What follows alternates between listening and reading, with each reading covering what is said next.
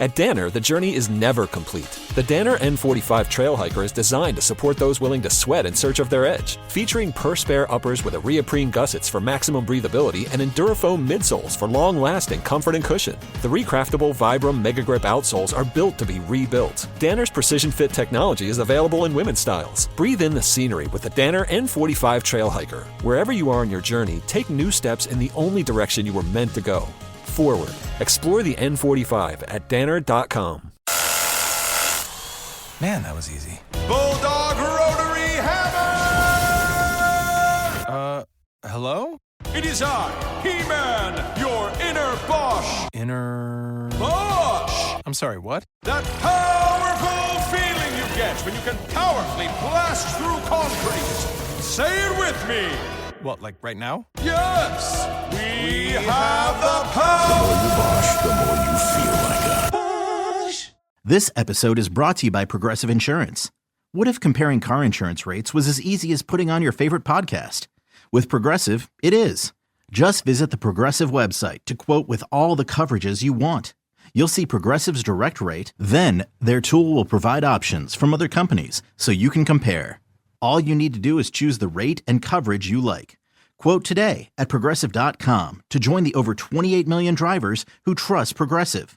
Progressive Casualty Insurance Company and Affiliates. Comparison rates not available in all states or situations. Prices vary based on how you buy. Hey, what's the easiest way to find out what channel the game's on? Sports on What? Subscribe to the Sports on What app and quickly find the channel for every provider. Satellite, cable, or streaming. Sports on What knows the channel the game is on, and you can too. Download today. And now, here's the question. Hola, bitches. Good day to you and yours. Or let's say someone tells you that they once suffered kidney failure. Now, you can make a few educated assumptions about how and why it happened. Diabetes, high blood sugar, high blood pressure, poor diet, excessive alcohol or caffeine. Those are the most likely contributors. Or maybe you're like the man in Russia and you suffered kidney failure because you lost a bet and did 2,000 squats. Okay, someone tells you that they suffered a dislocated jaw. Now, again, the most likely scenarios include a direct blow to the face, contact sport, or a vehicular accident. Or if you're the man in China, your jaw was dislocated after getting your girlfriend's hand stuck in your mouth. All right, one more. The injury is a ruptured artery. Once again, the usual culprits, you might say fatty deposits or plaque on artery walls. Maybe it's from smoking or, more than likely, genetics. Or in the case of one man, his artery ruptured because he would not stop picking his nose. Now, look, injuries happen, but how these injuries happen is anyone's guess. And we here in the men's room, well, we're anyone. So we want to guess. So today, this is what we're going to do. We just want you to call up and tell us what you were doing, and then we'll guess the injury that occurred. It's that simple. So today, brought to you by our friends at Advanced Hair Restoration, we're going to do exactly what I just said. You tell us what you were doing. We will try to guess the injury that occurred. To be a part of the big show, call 206-803-ROCK. Like KISW on Facebook, follow us on X and Instagram at Men's Room Live, and send your emails to the Men's Room at KISW.com. Oh, but tell us away we go. Welcome to Season 20, Episode number 4,294. What a large and in charge program we have for you today. Guaranteed future repeat. As the exciting return of Who Sucks Less? Steve the Thrill Hill, I don't know how you do it. You find people doing messed up stuff in the news. You bring us 3 stories each week. It is up to us to determine, out of the 3 stories, which one sucks the least. How are we looking this week on Who Sucks Less? I mean, it depends on your perspective, but to quote the mighty Eric Cartman from South Park, this week is about the kids. The kids. Somebody think about the kids. Yeah, all 3 stories. We must help these kids. Yeah, you must help these kids.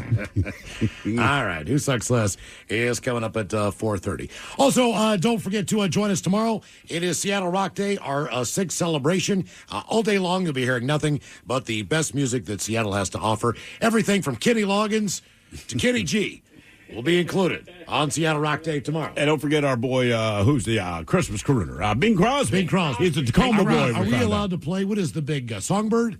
Is that Kenny G? Is that his That's big hit? Kenny G, yeah. All right, we Can allowed you to play name that? another song from Kenny G? No, that's what I'm saying. No one can. Yeah. Kenny G couldn't even tell you. He'd be like, look, this isn't Songbird, but it's another tune I'm He done. sells tickets to just go out there and play Songbird, and then he just daps out. Yeah, be like, look, I'll get the Songbird. We're That's gonna, why you came here. Once again, tomorrow, during Seattle Rock Day, we will help out our friends at Smash, Seattle Musicians Access to Sustainable Healthcare, and it's exactly that. Medical, dental, mental health services, and more at free or a very low cost. So you can donate now at KISW.com. Also, check out some of the auction items that will be available tomorrow. I believe, Mike, are you doing the final auction at the end of our show as far as who won what? Yes, I believe I will be revealing who won what as far as the auction All right. goes. Yes. So I'm sure they have a ticker on there, but the auction will probably end at what? Around 5:30, 5:45? Something like that, Somewhere in there. So check out what you might be interested in today. Definitely bid on that tomorrow when the bidding starts. Yeah. And enjoy a full day of Seattle music tomorrow as we celebrate Seattle Rock Day here on The Rock. And today, our question, we're kind of doing a little bit different of a question here because It's not really a question. we always like to find out, questions for us. Well, we have questions. You have an correct. answer. Yeah. We want you to entertain us with your stupidity. And I will give you a perfectly good example of some of the dumb things we've done in here. Ted, you were doing dips on a balcony and fell off. I ate a bad mushroom and passed out and broke my ribs into a sink. What were you doing? I was eating dinner. Right. Then I went to the bathroom. So if I call up the show, I said, well, I think I got food poisoning and I injured myself on the toilet. Yeah. All right. Robin, she was trying to open a jar of pickles. All right. What happened to her? She sliced her hand wide open. So when you call the show, what were you doing? Robin would say, I'm opening a jar of pickles. Here's another example. Okay. I was eating a salad. What happened to me? I was eating a salad. Broke a tooth. You swallowed it. Broken tooth. And Not bad. vomited. Mike, any idea? I'm eating a salad. You're eating a salad. I'm eating a salad. You found a bolt in it. That's not a bad guess. Okay. Dustin May last night took the mound for the Los Angeles Dodgers, making his first major league start since May 17th, 2023. Pitched pretty well. Allowed just one hit and one unearned run over 5 innings. Dodgers did beat the Braves.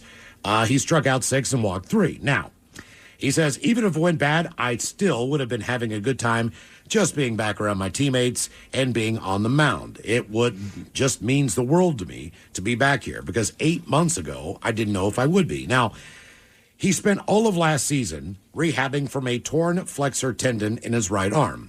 And then he had something happen the year before while he was eating dinner with his wife in Arizona.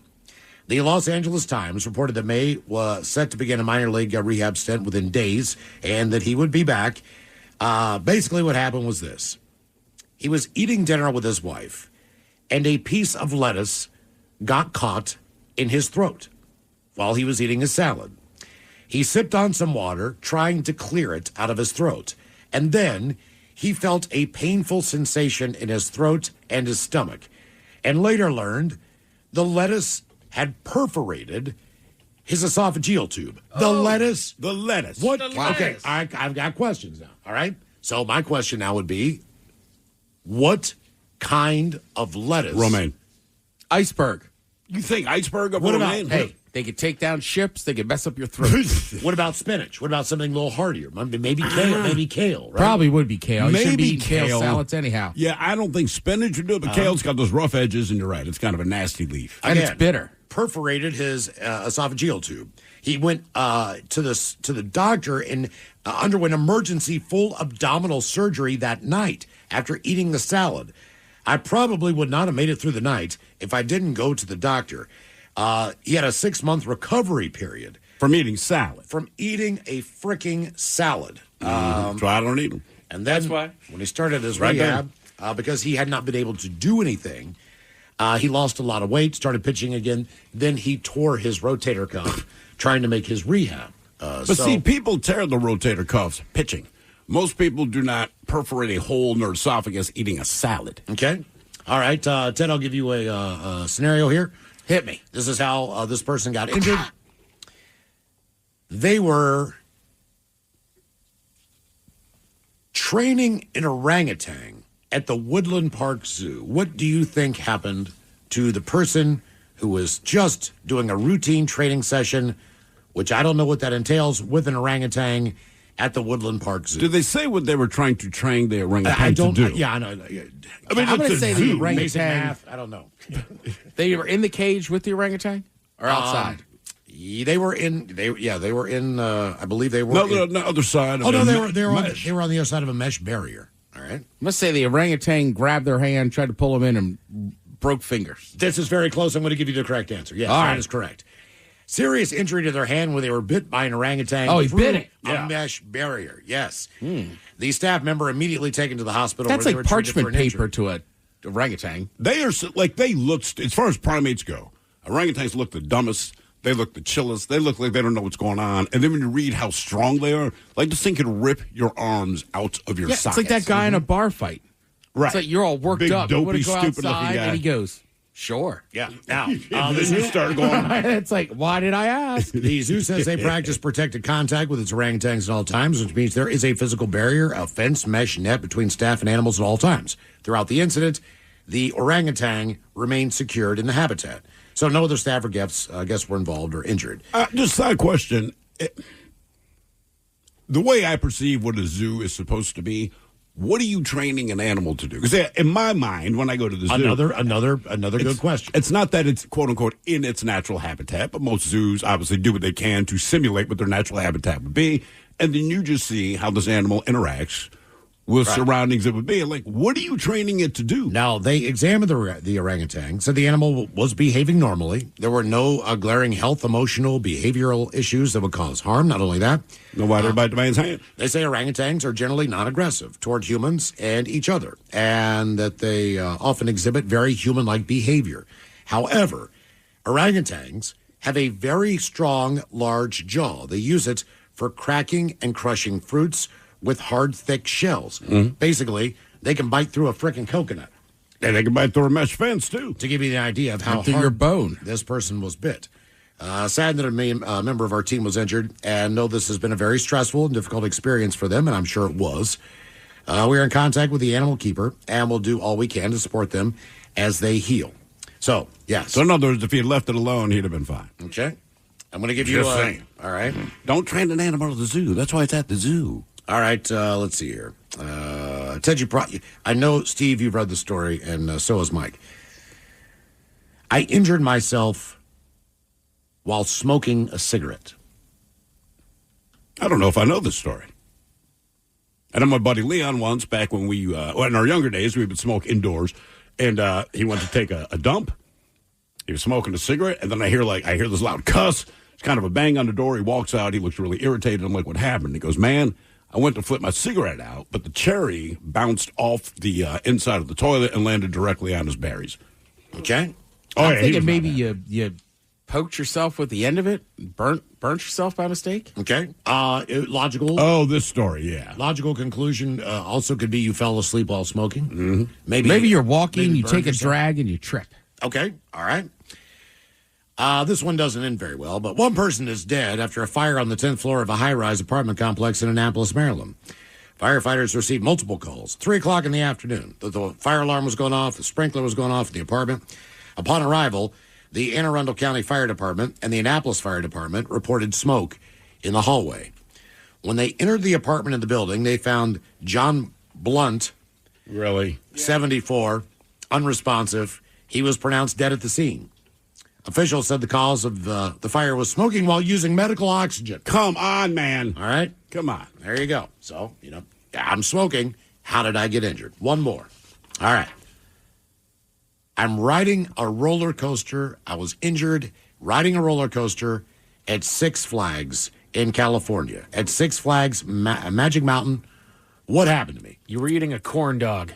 Bird flew into you. Bird flew on you. That's a that's great strong. call. Happened to Fabio, right? Yes, it did. How else could you be injured?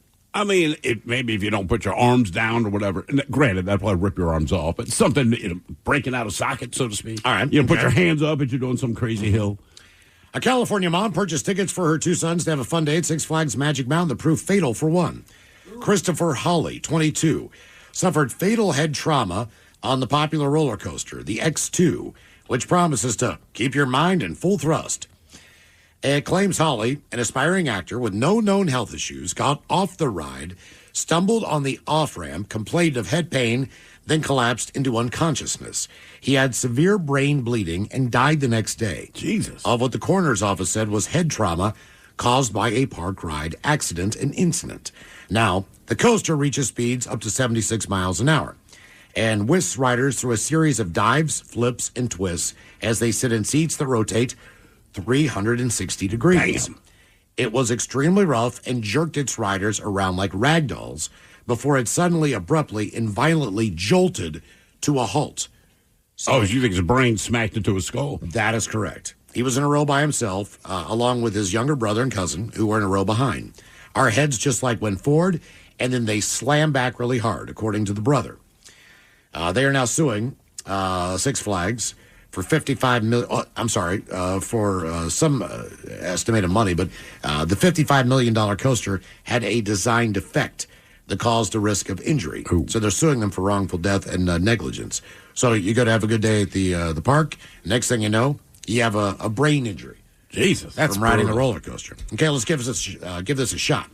So you tell us what you were doing, and we'll try to guess the injury that occurred. 206-803-ROCK. Hello, Cynthia. Welcome to the men's room. Hola, bichola. Hola. All right, Cynthia, what were you doing? I was cleaning out my closet. You were cleaning out your closet. Does it have a shelf?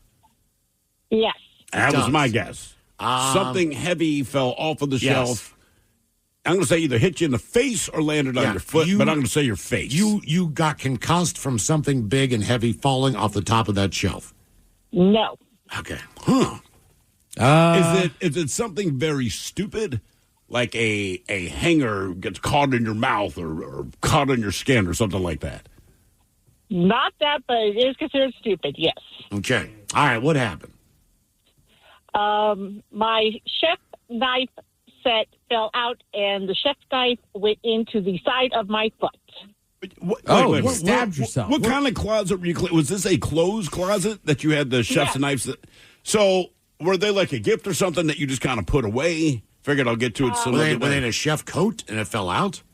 No, they were actually in a wrap case that I had finished culinary school, and I had moved, so I put them in my closet because I went to another house, and they fell out, opened up, and the chef knife went right into the side of my foot. Ooh, point first, or was it the blade?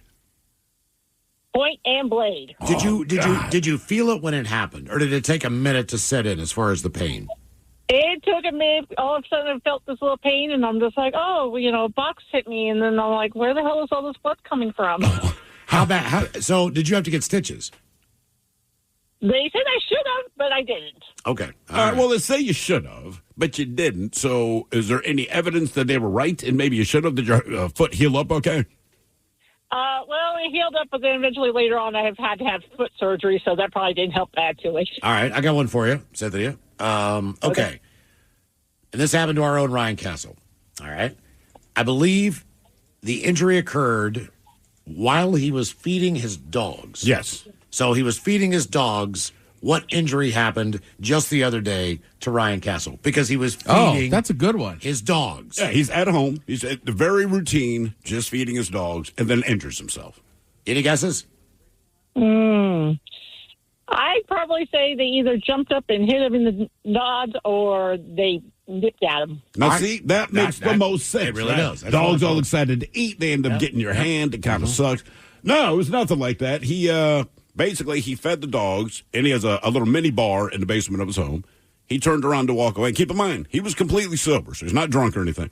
He turned around, kicked his bar stool, and broke his big toe. It went sideways. Yeah. He said he had to pop the damn thing back in. He showed it to us today. It's It's ugly. It's gnarly. But he hurt himself feeding the again dog. his dogs. But if even worse, if you said, okay, I'll give you a hint. He broke his toe, but he's feeding his dogs. What did he do? Correct. Yeah, and it's like the second toe in, or the second toe from the little piggy. Yeah.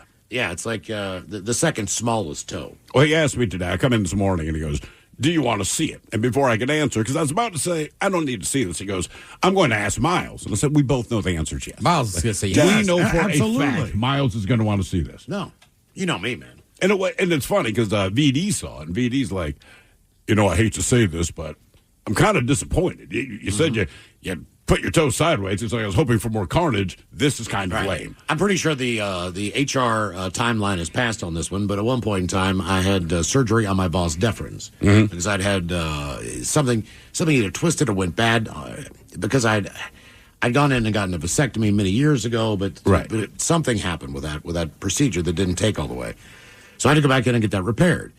And I mean, my boys they swelled up to about the size of a softball. Oh yeah, both of them, and they were purple.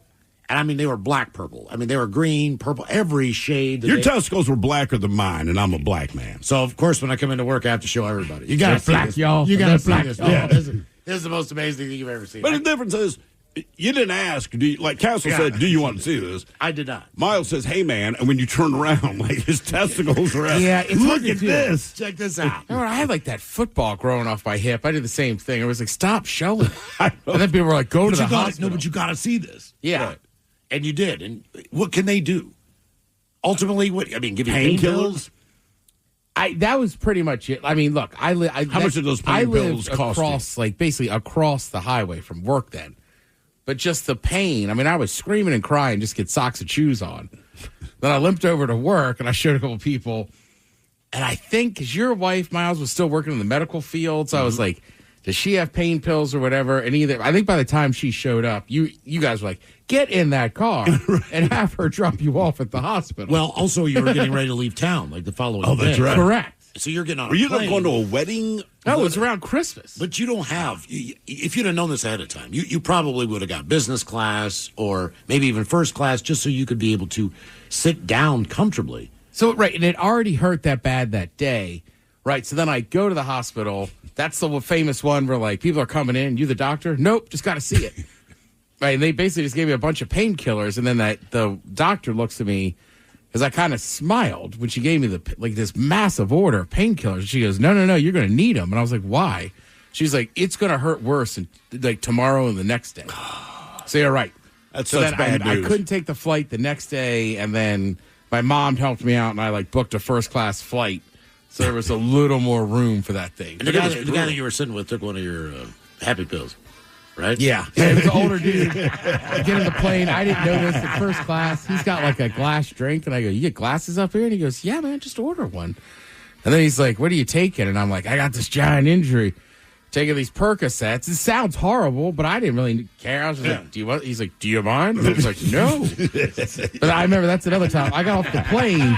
First class. It's like Christmas Eve morning. And my mom, everybody's like, how are you? And I'm like, I am great. Right. Awesome. Yeah.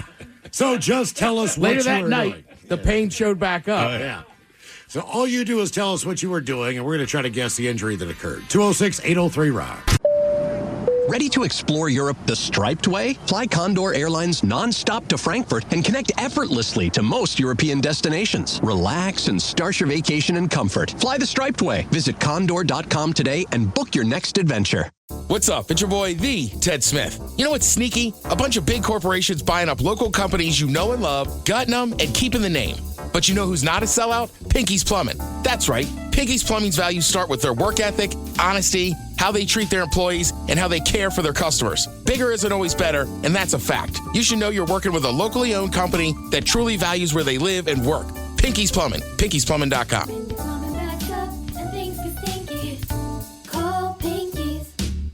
The Toyota Tundra and Tacoma are designed to outlast and outlive, combining raw power with precision engineering, all backed by Toyota's legendary reputation for reliability. Climb inside a Tundra and experience the uncompromising strength. With its available iForce Max engine, the Tundra delivers exceptional power, torque, and towing capacity. Plus, the spacious and high-tech cabin keeps you connected on the run. Or check out a Tacoma. Agile, dependable, and unstoppable. The Tacoma's designed for those who go beyond the trails. Stay ahead of the pack with available off-road features like crawl control. Or break out your tunes with the available portable JBL speaker. Toyota trucks are built to last, year after year, mile after mile. So outlast every adventure and outlive the moment. Buy a Tundra or Tacoma today. Visit buyatoyota.com, the official website for deals. Or stop by your local Toyota dealer to find out more. Toyota, let's go places.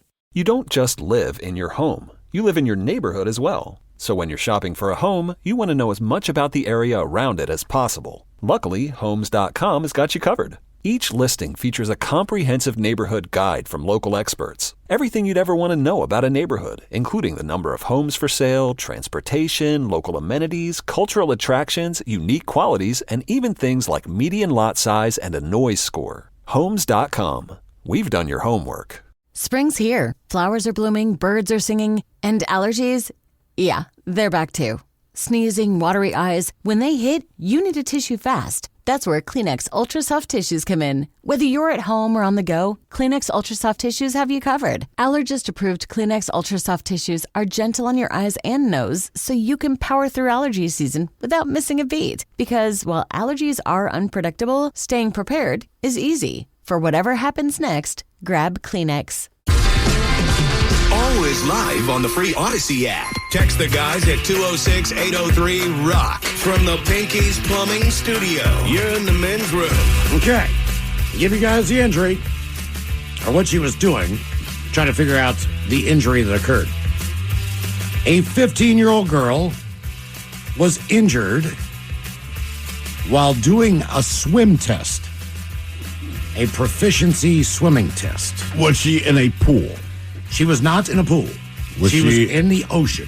Oh, she got bit by a shark. She got bit by a shark. Great guess. Mike, any ideas?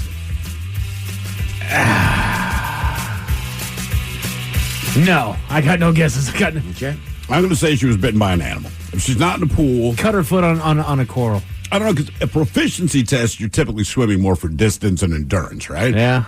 And you're in the ocean. So you're out there longer than most people would be. I'm saying it's an animal. She's auditioning to be a junior lifeguard cadet at the time. And she had a 1,000-yard tryout swim at Alamitos Beach. Where's Alamitos Beach? That is Alameda, in California. California? Okay. It's a sea lion or a shark. I'm telling you. I'm going to say she got hit by debris. All right. She saw a shadow coming up behind her. And all she was thinking is, please, shark, do not bite me. Do not take off my arm. Please, don't kill me. Wasn't a shark, Steve. It was a sea lion. All right. 6 feet long, 700 pounds. Damn. She said it was hard to tell what was attacking her because she was too scared to face it head on. I can understand that. Broke free of the grasp of the sea lion, and with help of lifeguards, she made it back to shore, where her mom was there and waiting. Someone on the beach yelled "shark" when they saw the attack. Yeah. And so everyone rushed toward the shore at that point. You know why? Because even if you yelled sea lion, nobody cares. Mm-hmm. Sea lion! The teen emerged from the water with her arm very bloody. The attack comes not long after experts have been warning people about sea lions in the Golden State, blaming a neurotoxin in the algae blooms that have been plaguing California's waters that, for whatever reason, make the creatures especially aggressive. In my 25 years of service, I've never heard of something like this happening, according to the Long Beach Fire Department Captain Gonzalo Medina. Medina, for her part, the teen who was bruised and bitten and had scratches on her arm and hand, is not afraid to eventually get back in the water. She's going to finish her lifeguard test.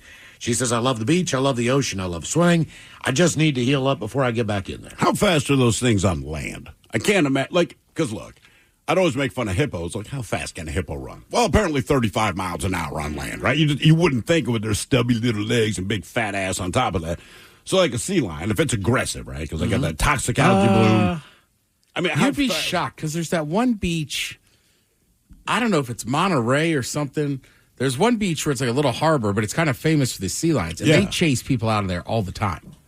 Now, what do they have in San Fran? Is that seals or sea lions I'm looking at? Sea lions. Those are sea lions, right? Yes, those are huge-ass sea lions. They're almost cussed. They're very large, but I always wonder, if it got pissed off, right? Now I don't know, 15 feet away eating some cotton candy from one of those horrible little tourist spots they got there. Could that thing close the gap, or do I just need to take 7 big strides and I'm in the clear? I believe there's a similar thing in, is it Newport, Oregon? I was going down the coast of Oregon, stopped in a place, and man, you could just hear those things barking for miles. And it's almost like it echoed through the And they're not entire very quay. nice, is my understanding. They're just lying down on the docks, taking up the entire area where boats were and everything else. If you had a boat, you could not get on it. And if you were on the boat and coming in, you could not get off of it. Have you seen the video? And I think it was out of San Francisco. It was a couple of years ago. But, people always, they flock over to see the sea lions. And in this case, the sea lions were in the water. So this little girl, she's kind of standing behind like this little fence, and she's like feeding them whatever she's feeding them. But this big-ass thing jumps out of the water, grabs her by her collar, and takes her ass into the water. And to Dad's credit, man, he basically throws his camera to the side, jumps in, and gets her out of there. But I'm like, maybe don't get that close to sea lions if they're going to do stuff like that. Yeah, we're watching these sea lions on the beach. I mean, you could probably sprint away from them, but they're moving quicker than Also, you think. you got to remember, let me see this. Have you tried to run on sand before? You're not exactly the fastest person on the planet at that point.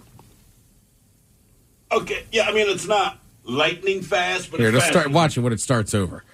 I mean, that's what I'm saying. He's not lightning fast, but He's got some. he could get you if he wants to. Or fins, whatever those are. So today, tell us what you were doing, and we're going to try to guess the injury that occurred. 206-803-ROCK. Hello, Fletcher. Welcome to the men's room. Hola. Hola. Hey, man, I just want to say I've been listening to you guys for about 15 years, and the past 5 especially, you've got me through some really dark stuff, laughing like a hyena in my car. Awesome. Good. Well, I'm glad we can do that, man. Glad we can do some good. Anyway, so I was 10 years old in gym class, and I was part of the foot race. You're part of a foot race Is in this gym like class. a gym class sanctioned foot race? Yeah. No, All it was right. just a bunch of kids, and they were just seeing, like, who's the fastest. All right, They were just youngins. are you indoors or outdoors? Indoors. Okay. You're in the gymnasium. Yes. Was it a wet floor and you ended up spraining something? No. Did you run full speed into the wall? I've done that. Damn it, Miles. You ran full speed into a wall? I ran full speed. Well, here's the thing. There was one of those crappy little, like, gym mats on the floor. You know, they fold up. They got Velcro on the edges. Yeah. Yeah. Yeah. So, at the end of the race, which just to, make myself feel better, I won the race. But I tripped over the edge of one of those little mats, and I went face first into a steel heater. Oh. Into a steel what? Heater. A heater. Oh, my God. Like a heat- Was it the corner or did you at least hit it flush? It was flat, but that's... Yeah, the result is I crushed my upper palate and broke 4 of my teeth. Holy crap, man. Jesus. I mean, on the bright side, you sound really fast. Well, to do that much damage. Were these adult teeth or were they kids' teeth at that time? Yeah, that's the other thing. I had just got my adult teeth, a little while before. All right. Oh, man. So Yeah. what do you have But now? So they saved the half-broken teeth in the middle, like the 2 big incisors. There's still half of them there. And they also, they sort of just, sort of sanded away the other ones next to the middle teeth, but they had to add on these caps. And right in the middle of the caps, because I love coffee so much, there's a distinct line between my real teeth and the caps. Oh, man. So is it like the bottom edges of your teeth are a little darker than the rest? The bottom parts are a little lighter. All right. So basically, okay. the fake part stains easier. Yeah. Okay. All right. Damn. Look, man, don't feel too bad. When I was in high school, there was a kid named Chuck. God, it's amazing. I met this kid in high school. I knew him throughout most of my adult life and never really liked him, but never really hated him. But anyway, we were in the quad kind of outside of the cafeteria. And we're going to run from one side to the other. And me and Chuck were debating which one of us were the fastest. Now, 6 of us were racing. We knew we would dust the other 4 guys.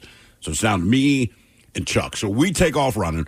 The other 4 guys are behind us. And I can't explain it, but I look to my left to see where Chuck is because we're kind of closing in. We're with our fake imaginary finish line. Right. And I ran directly into the brick wall. That is the outside wall to the school. And I cannot explain. I didn't break anything. Nothing bled. But, like when you get hit in the face with a ball, you feel like your face is distorted because you can feel that impact area. Mm-hmm. I felt like that the rest of the day. And I kept going into the bathroom to check my face because I'm like, there's no way this thing, I don't look like a Picasso painting by now, right? And I didn't. There's a little bruising there, but I remember explaining to my parents, because my mother, mothers notice everything. As soon as you walk in the house, like, she hasn't even turned around to look at me. And it's like, what happened to your face? Then she turns around.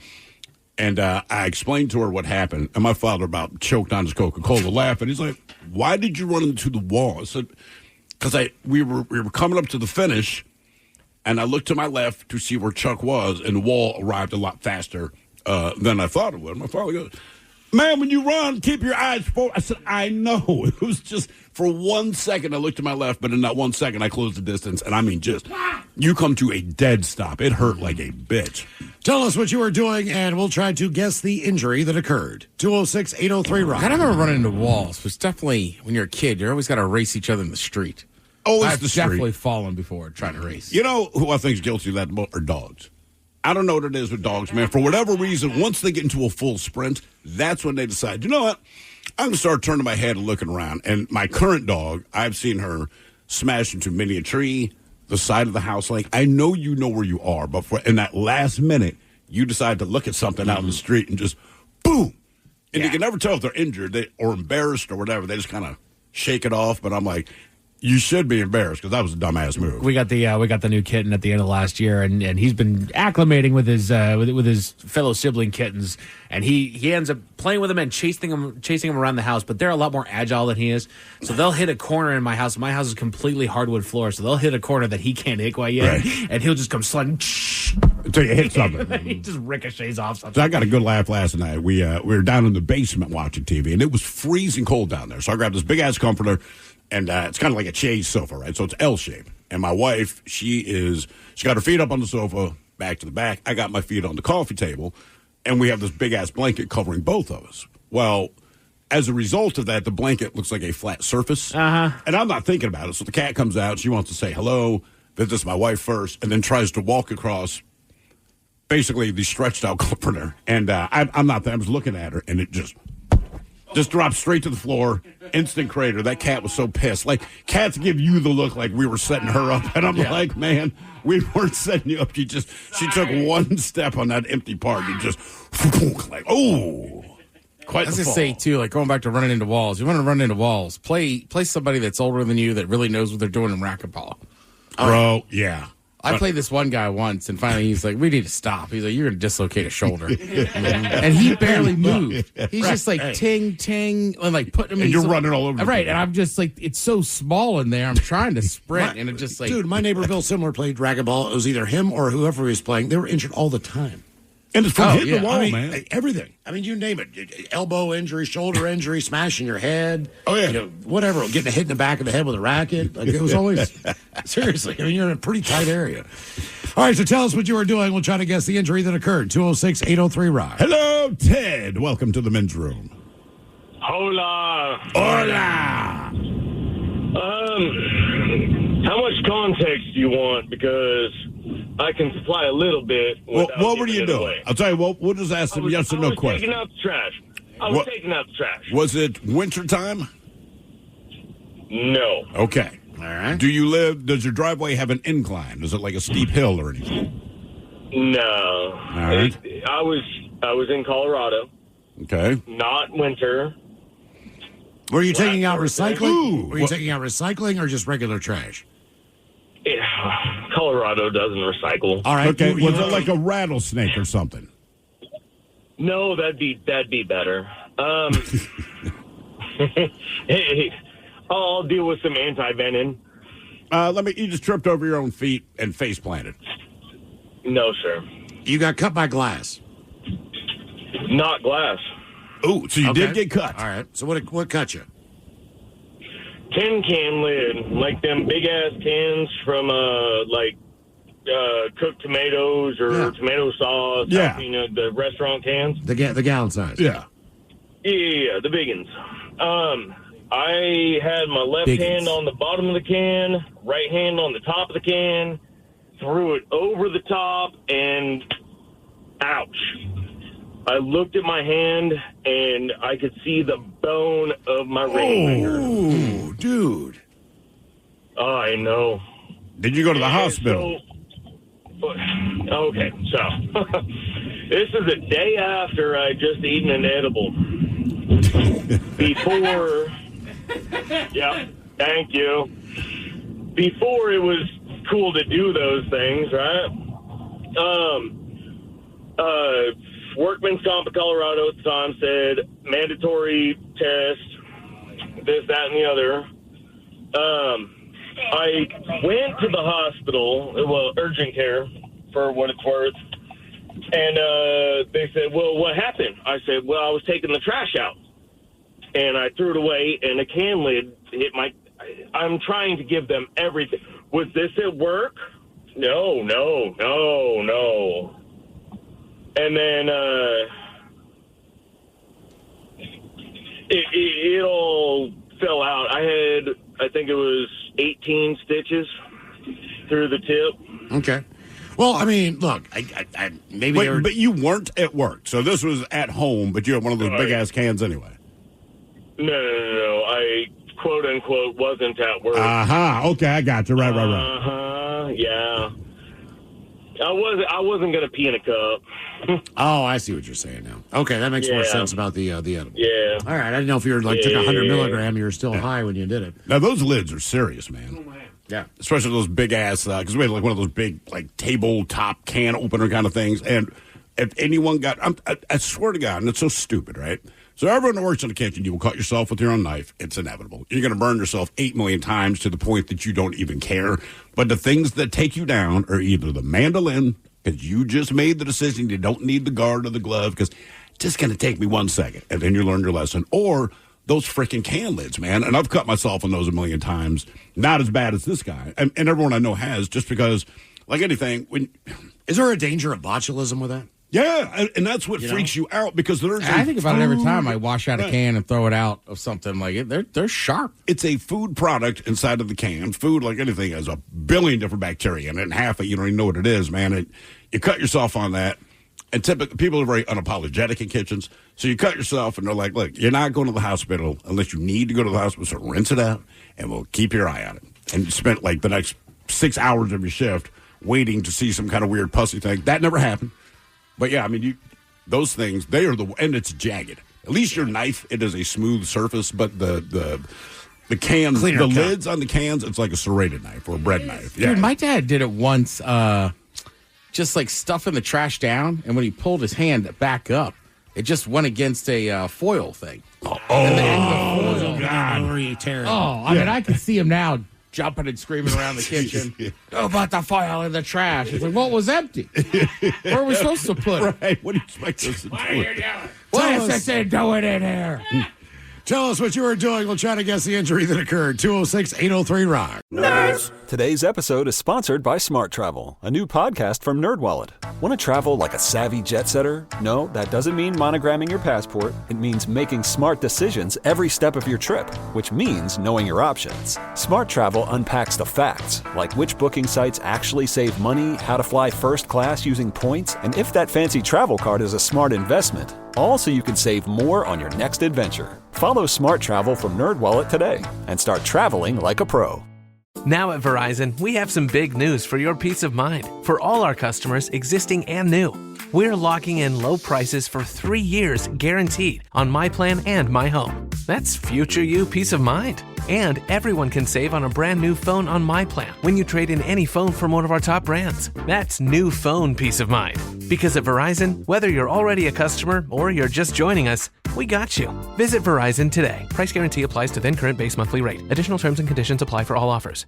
Plug in a Hyundai EV and the extraordinary happens. From the charge time and range in the Ioniq 5 and 6 to the adventurous spirit of the Kona Electric to the 601 horsepower Ioniq 5N. Hyundai EVs make the extraordinary electrifying. There's joy in every journey. EPA estimated 303-mile driving range for 2024 Ioniq 5 SE SEL Limited rear-wheel drive and 361-mile driving range for 2024 Ioniq 6 SE long-range rear-wheel drive with fully charged battery. Actual range may vary. Visit HyundaiUSA.com or call 562-314-4603 for more details.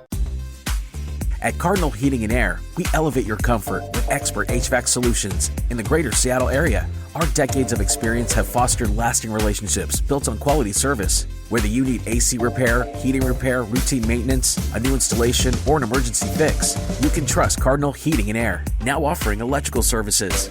Experience the exceptional service and peace of mind that Cardinal Heating and Air delivers today and for years to come.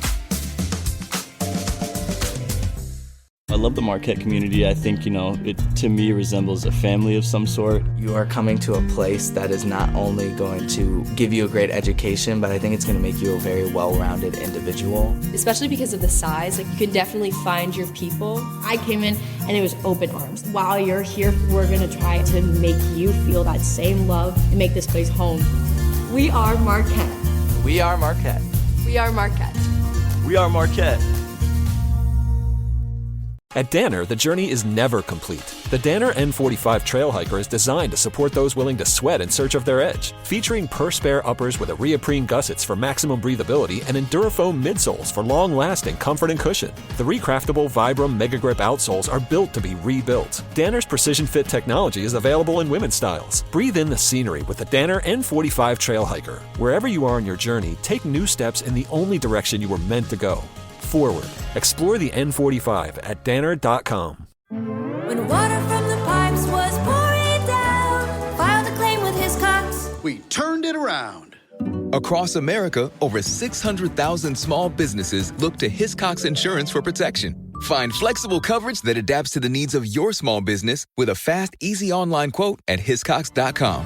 'Cause there's no business like small business. Like no business we know. Get a quote today with Hiscox Small Business Insurance.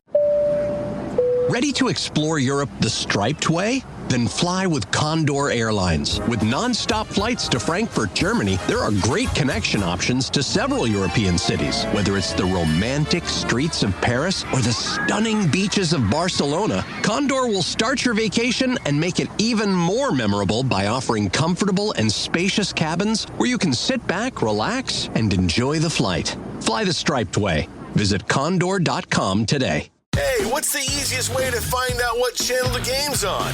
Sports on What? Subscribe to the Sports on What app and quickly find the channel for every provider. Satellite, cable, or streaming. Sports on What knows the channel the game is on, and you can too. Download today. The shenanigans continue.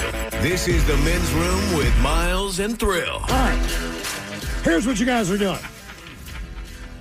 You're at an NBA basketball game, and you get called down during a timeout to take part in a basketball competition with another attendee at the game. All right. All right. Okay.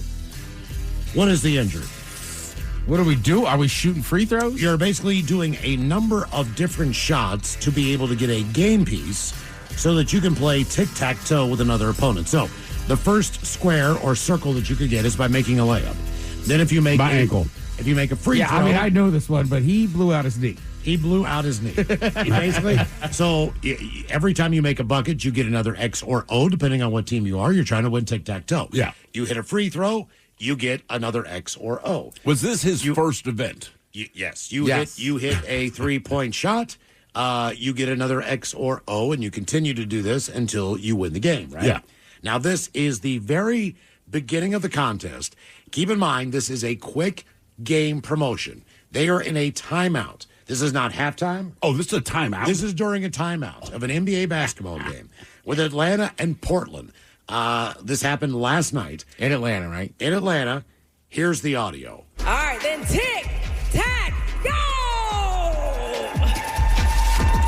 Oh, James! Oh, no! Hold on! Let's make sure my guy is good. Oh, man. This is not really a fair game at this point. James. Who is it? And here's the difference. James. If this had happened in Portland, and I said this to the guys in the stores that were in Portland, it'd been like, oh my God, are you all right?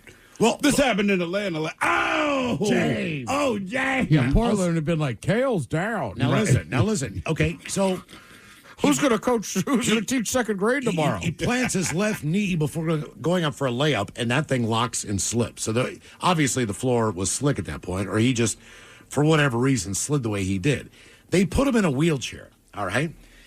If you keep listening to the audio, he's screaming, all right? Oh.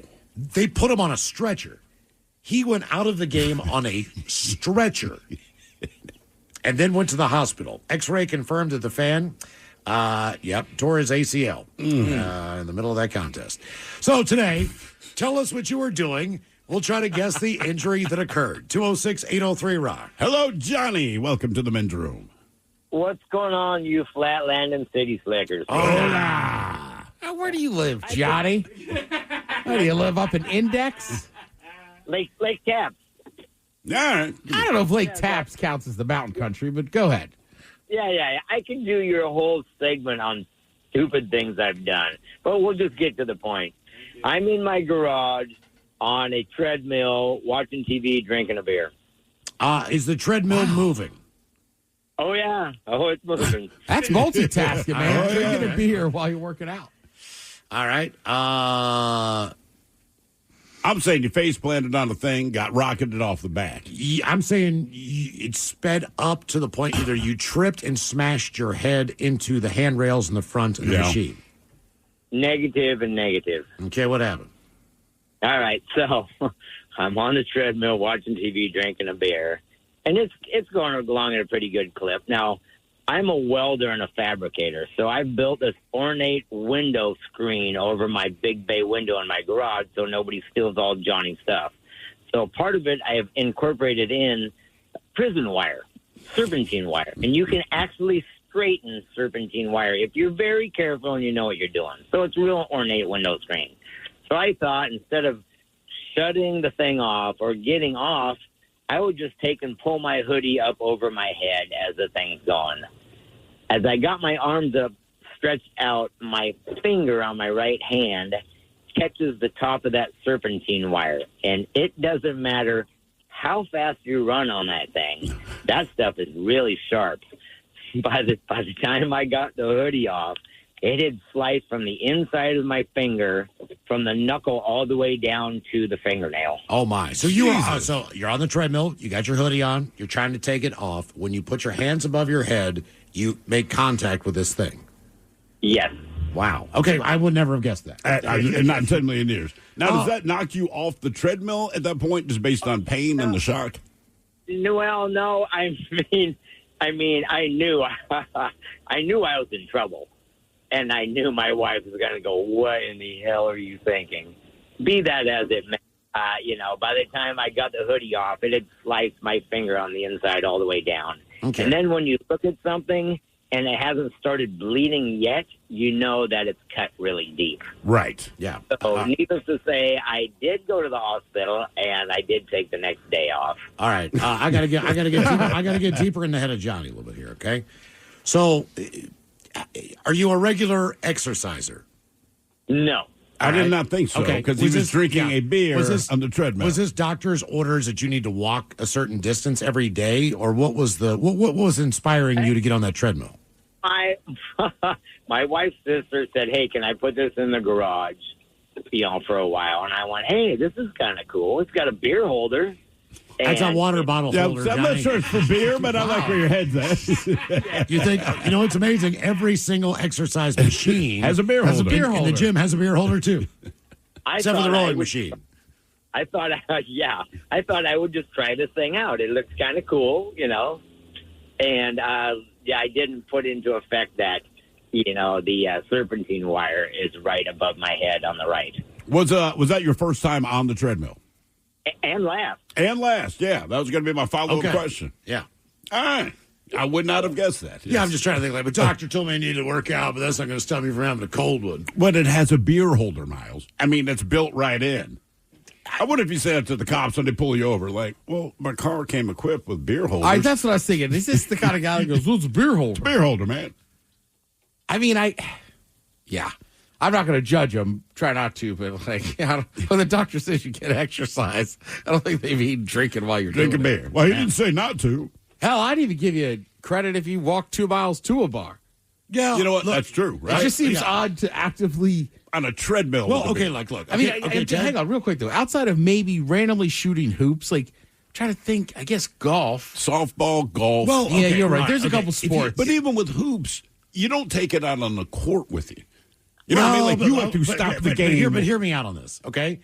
Sometimes it's just best if you have a treadmill and you have a television in your living room or wherever you got your treadmill set up where you can watch television. You might want to. So if you're trying to get to the point where you can walk an hour on the treadmill every day, yeah. So you put a show up on there that's an hour long. You get on the treadmill at 7 o'clock, 8 o'clock in the evening. You walk your hour. I mean, you're not flying or anything. I think that would be a perfect time to be like, look, I'm watching what I want to watch. I've got a nice cold beer. Sure, this is going to inspire. It's not going to hurt me. This is going to inspire me to get on that treadmill every night and get my hour walk in. And I don't think that would be. I don't think that would be bad for you at all. Well, You're getting the say- carbohydrates you need. I'm saying, but don't they say a beer is good for you after you've done, like, 3K or something, right? Yeah.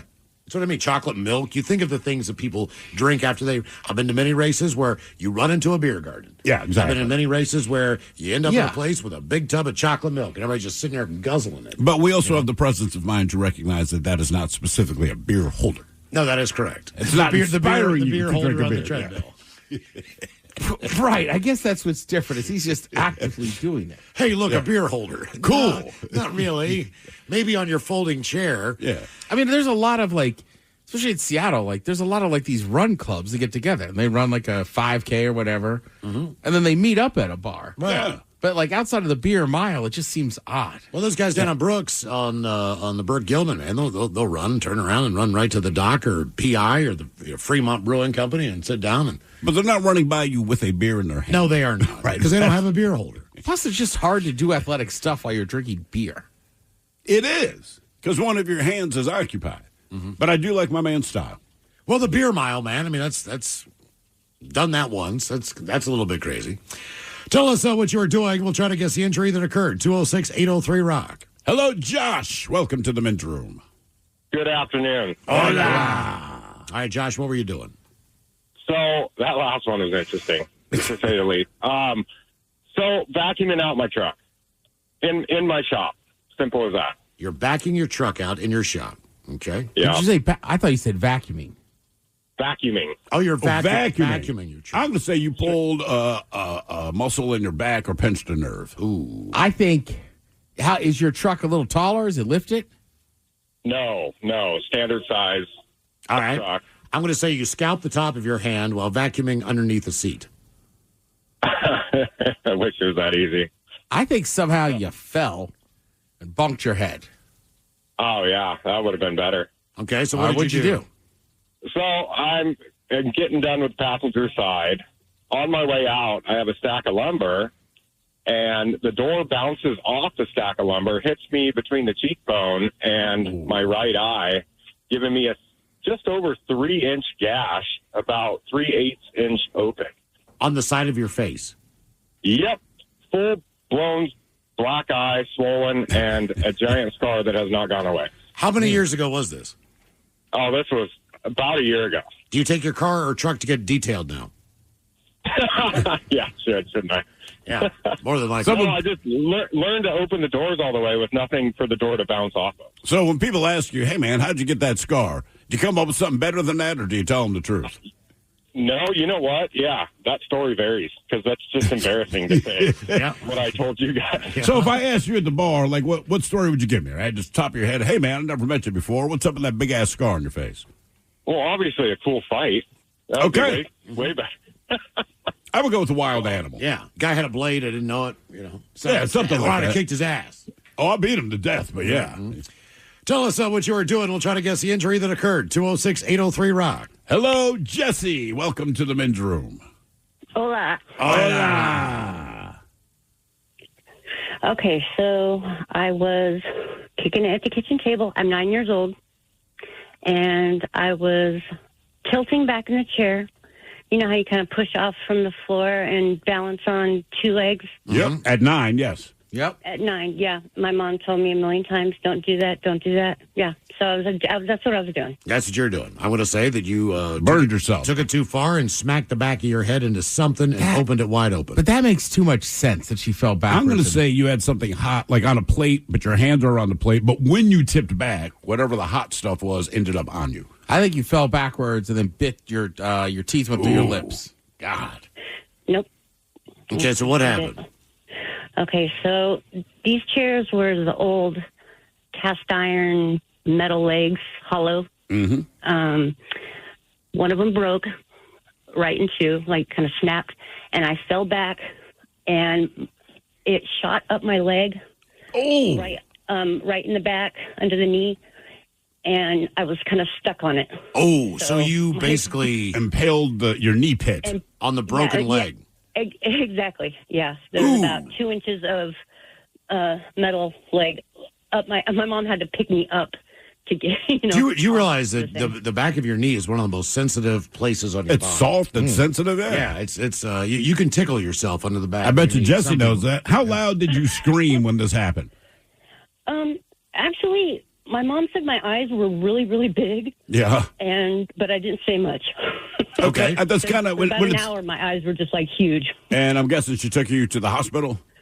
Yes, went to the hospital and they took some tweezers to me, got a bunch of metal out of my leg, and then scrubbed it with what looked like an SOS pad.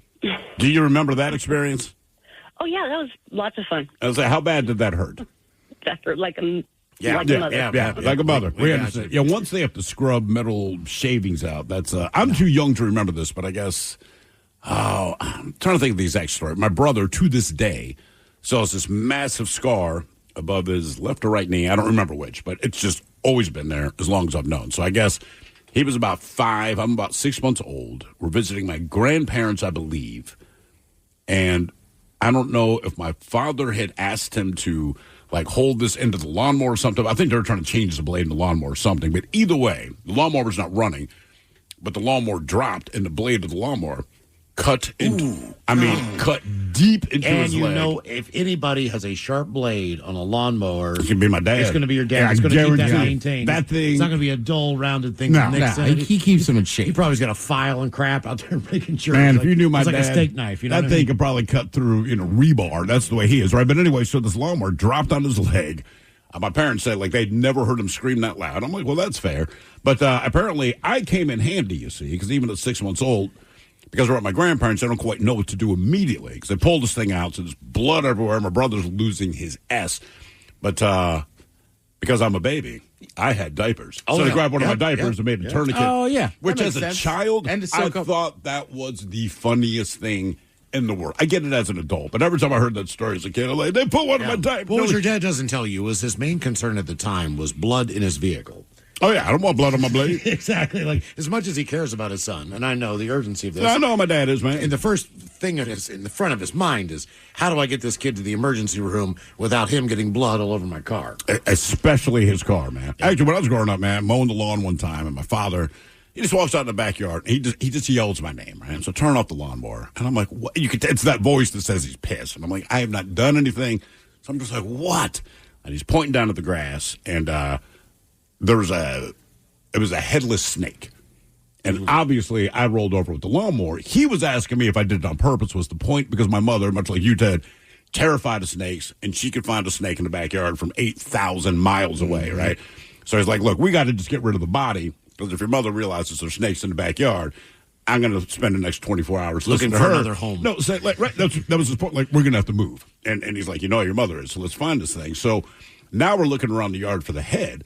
We can't find it anywhere. And so my father goes, look, I guess Snake just looked up to see what the noise was and found out real quick. But then he adds, think of how clean that cut is. I'm like, well, so you're right, back to his blade. Like, that's a clean cut. I'm like, yes, Dad, you have sharp lawnmower Good blades. work.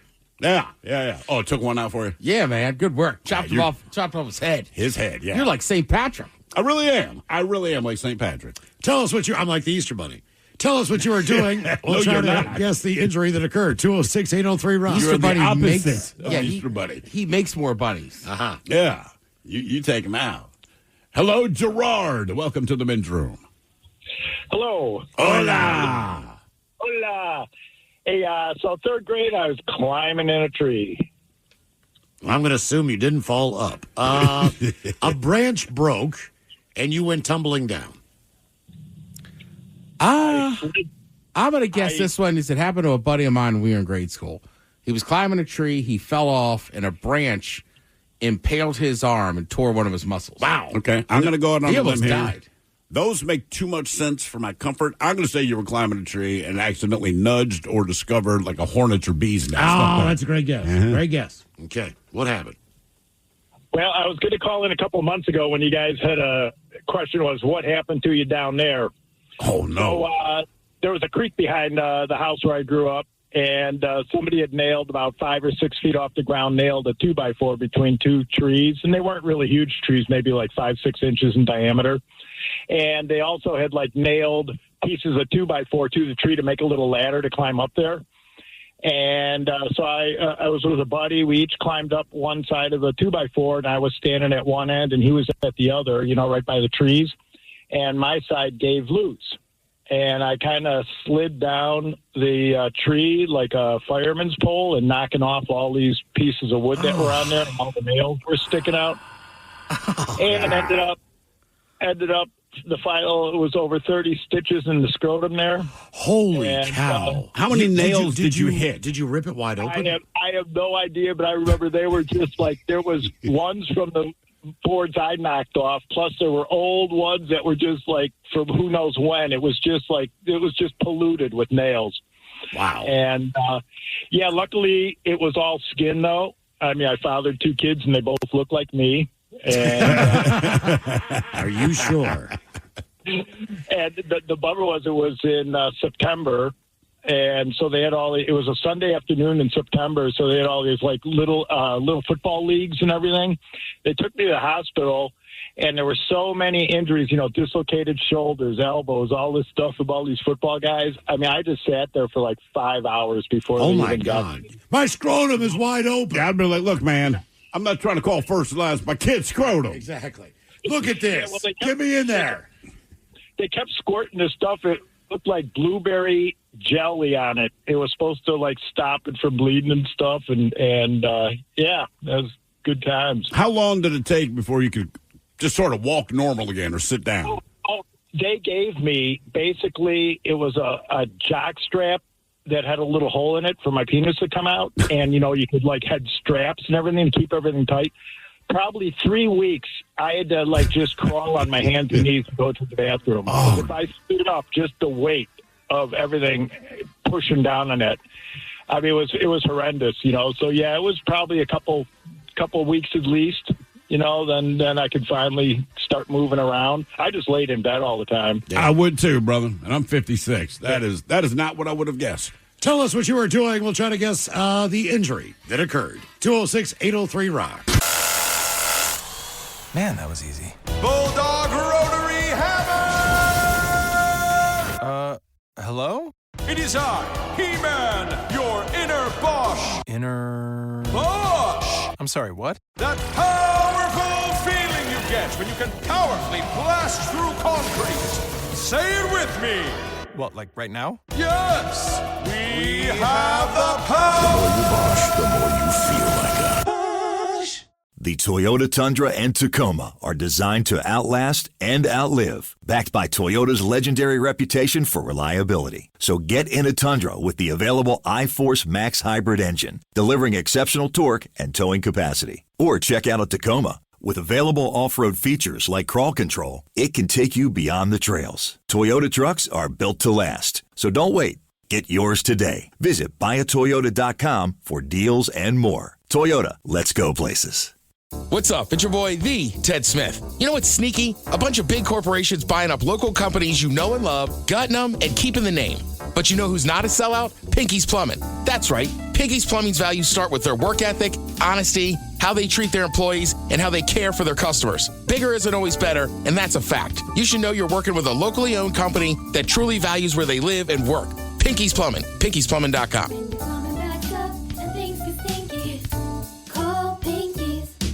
You don't just live in your home. You live in your neighborhood as well. So when you're shopping for a home, you want to know as much about the area around it as possible. Luckily, Homes.com has got you covered. Each listing features a comprehensive neighborhood guide from local experts. Everything you'd ever want to know about a neighborhood, including the number of homes for sale, transportation, local amenities, cultural attractions, unique qualities, and even things like median lot size and a noise score. Homes.com. We've done your homework. Nerds! Today's episode is sponsored by Smart Travel, a new podcast from NerdWallet.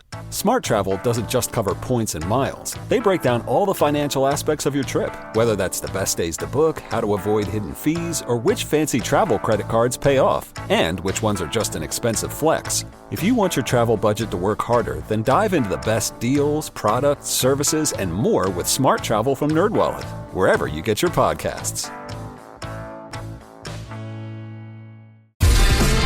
Always live on the free Odyssey app. From the Pinky's Plumbing Studio, you're in the men's room. Text the guys at 206-803-ROCK. Well, they fired their old manager, and I guess hug and made up.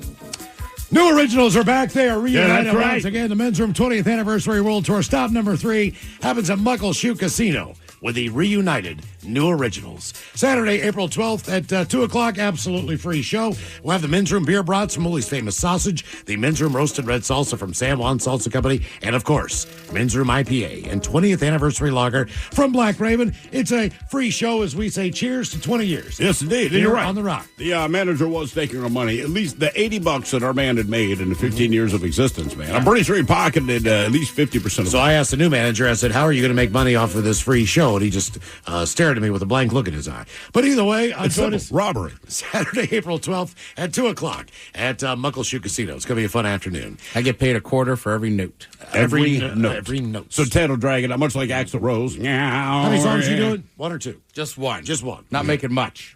So not a lucrative payday on this one. That's $1.50 right there. Tell us what you are doing. We'll try to guess the injury that occurred. 206-803-ROCK. I know what time we play, too, that song. Don't think I won't. You know what you should, man? Just drag Just that annoy the bitch crap out out of at the everybody. end. Yeah. As long as you have breath in your lungs, drag that bad boy out. You'll hear me right before it goes. It's the way to do it. Hello, Lana. Welcome to the men's room. Hey, guys. Thanks for making us laugh every day. I really appreciate it. Well, thank you for listening. Thank you for laughing. I hope you make us laugh. Be funny. Yeah, come on. You owe us. Come on, man. You're a comedian. Say something funny. I used to be a comedian, so it'll take me a minute before I come up with something, and then I'll throw it at you. Wait a minute. Were you seriously a comedian? No. Okay. But you played one. You played one on TV. There you go. Okay, what were you doing? But finished that, I always had a flair for just throwing something out to make people laugh. Okay. Not a bad trait. I just opened my pants and people just start dying of laughter. I can believe that. Thank you. Thank you for your right, you made me support. laugh. Good work. But, it's all how you move, not the size. Yeah, I suck at that too. Tell that to my ex. I can't dance. Can't Well, dance. They got devices for that. Yeah. Yep. All right, so what were you doing when you got injured? Okay, so I was getting into a car. Getting into a car. I will say that you somehow accidentally closed the door on your hand or finger. I'm going to say you smashed your face at the top of the car as you were getting in. Hang on. Dislocated your knee getting into the car. Believe it or not, I wasn't paying attention to who was talking, but the first guy who said, that's what I did. So basically you smashed your hand into the door, or the door closed while you had your hand in that location? This was an old 70 or 71 boat that was my sister's car, and the passenger side door handle, you couldn't get into it. So the driver's side, once you got in, you had to reach over to open the door. And I got in the car, closed the door by, the side like most people do, reached over, and I'm like, why am I 4 inches short from reaching the door? And it just wouldn't go. And I look over, and the door is completely shut, and my thumb is above the lock. Yeah, that's man. And I'll tell you what, once those things got on the swivel, because they were on a kind of a pivot system on those doors, like 1 notch, 2 notch, 3 notch, and if for whatever reason gravity or just the way the car was parked, that was that thing was it was like a death guillotine. I closed my foot. I was probably like 6 or 7 years old, and we had those. They weren't even Converse. Remember those those blue fish head shoes your parents would buy in the 70s, right? So I had a pair of those on, and I only remember this because the door sliced it clean. It sliced my toe, but not very deep. That's the best way to put it. But we had a 73 Pontiac Grand Am, same thing. Old-ass car, big-ass car, weighed 12 million pounds. But I'm little, and I'm lucky I get to ride in the front seat with my mom, but I got to close the door. And we're leaving, I think, the grocery store. But I physically had to get out of the car, grab the door with both hands, like throw my ass into the passenger seat and swing it shut. But I didn't realize my right foot was hanging outside of it.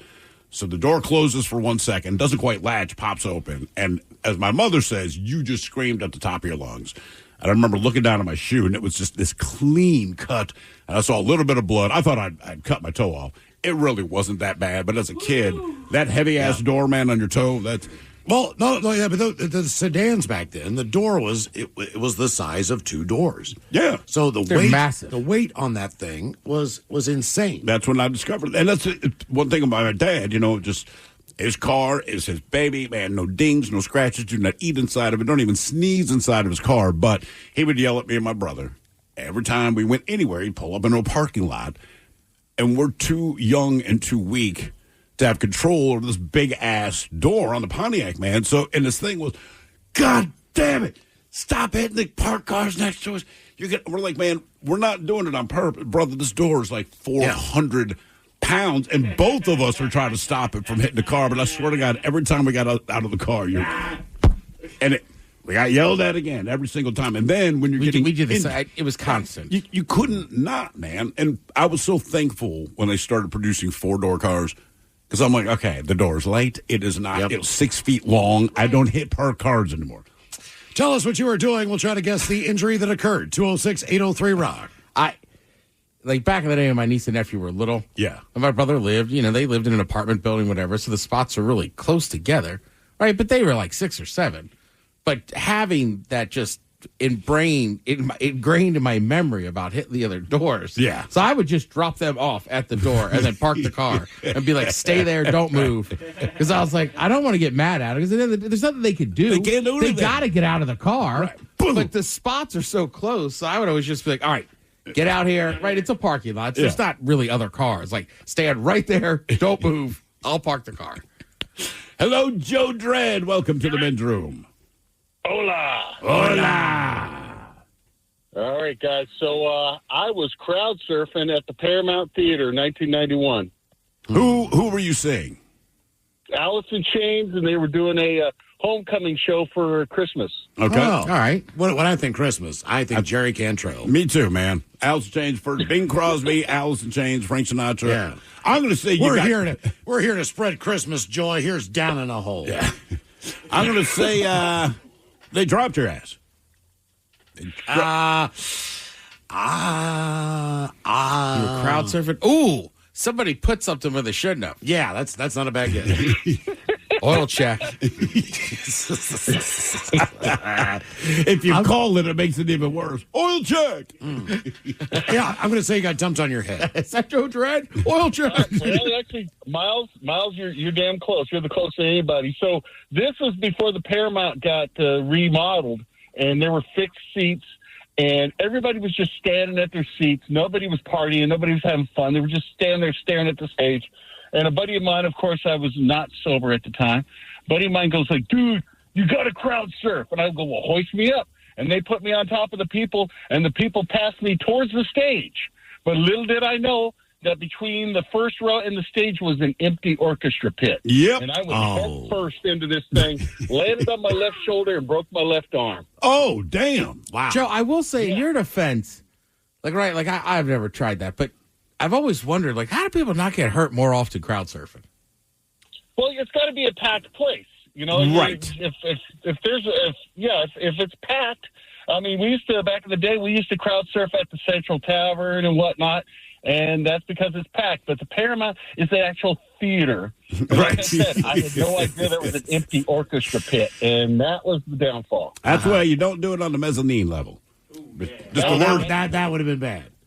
That would have been real bad. Yeah, you're right. The theater, and Joe makes a really good point. When the show is packed, you're absolutely fine. In fact, it might even get to the point where you want to get down, and they're just like, nah, we're going to keep you up here. Did you try to stage dive one time and the whole part, like the sea parted? We were playing, and we're playing, we are in the band, all right? And this show, for whatever reason, this was just one of those shows where everyone is absolutely vibing off each other, right? And it's an awesome show. But keep in mind, as we're playing, people from the audience are jumping on stage and they're diving out into the crowd. And I watch them disappear on top of people's hands. So as we're playing this song, and this is maybe 3 songs in, I'm like, oh, it's going to be that kind of show. I'm taking advantage of this. So we get this little break where I don't have to do much. So I take this running jump as I had seen the other people do. Now, keep this in mind. This was not my idea. I saw other people doing it. All of them successful. If your friends jumped off a bridge, would you? Depends. Okay. What's the situation? But how deep is it? I leap off the stage, and I just remember, you're up in the air. The stage is already, 4 or 5 feet high, whatever. And I just remember looking down, and everyone just moved out of the way, kind of like Moses parting the Red Sea, but this was not what I wanted to do. And I just crashed into the cement floor. And then everyone does the, oh. And I'm like, well, you're going, oh, but you catch me, man. Come on. I'm like, that fat dude did it. That ugly chick did it. That guy over there did it. I saw all these people. You got each other's back. Yeah. Mm-hmm. But then I jump off, and, literally just the crowd just parted like curtains. And I'm like, and as you're coming down to the ground, I'm like, this is going to suck. And guess what? I was right. That's the best thing I saw on the stage. My buddy Tony's playing, and he's a fantastic guitar player, right? And so he does like this blistering solo band. We're just in this good groove. And I'm not looking at him, but you just hear this. And I turn around, and the mic stand itself, the base of the mic stand was one of those like cast iron round ones. Yeah, heavy. Instead of tripod. So apparently, as he explained after the show, his toe, when he went up to sing, right, he finishes a solo, he's going to go sing. Well, his toe lands on the edge of that, but the microphone rockets forward, right, because it's off balance, smashes him in the mouth. His mouth just explodes with blood. If you knew Tony, it's even funnier just because it's him. And he kept singing the song, but he didn't even try to act like he was happy about it. So he's finishing the song, and he's just singing with this angry face, blood pouring out of it. And, of course, the crowd's going nuts. They think it's hot, hotter than hell. And just the look on his face. And me and the drummer, when we finished the song, we had to take like an extra 2-minute break just because we were laughing. He was so pissed. Tell us what you were doing. We'll try to guess the injury that occurred. 206-803-ROCK. Have you seen this rapper named Dave Blunt? I know his name, but no. He is massive. All right. And he keeps talking about stage diving. Come on, man. I mean, Miles, you're looking at him. That guy's having the guy that wears an oxygen mask when he... Oh, yeah, before he's on stage with oxygen and sits on a bench. That's what he claims at some festival. His fans love him so much they will get him. No, listen, man. I believe that his fans... What's his name? DJ Blunt? Dave Blunt. Dave Blunt. Just Google his ass. Now, listen. I believe his fans would love to catch him for him. I don't know anyone who has the human strength to catch that.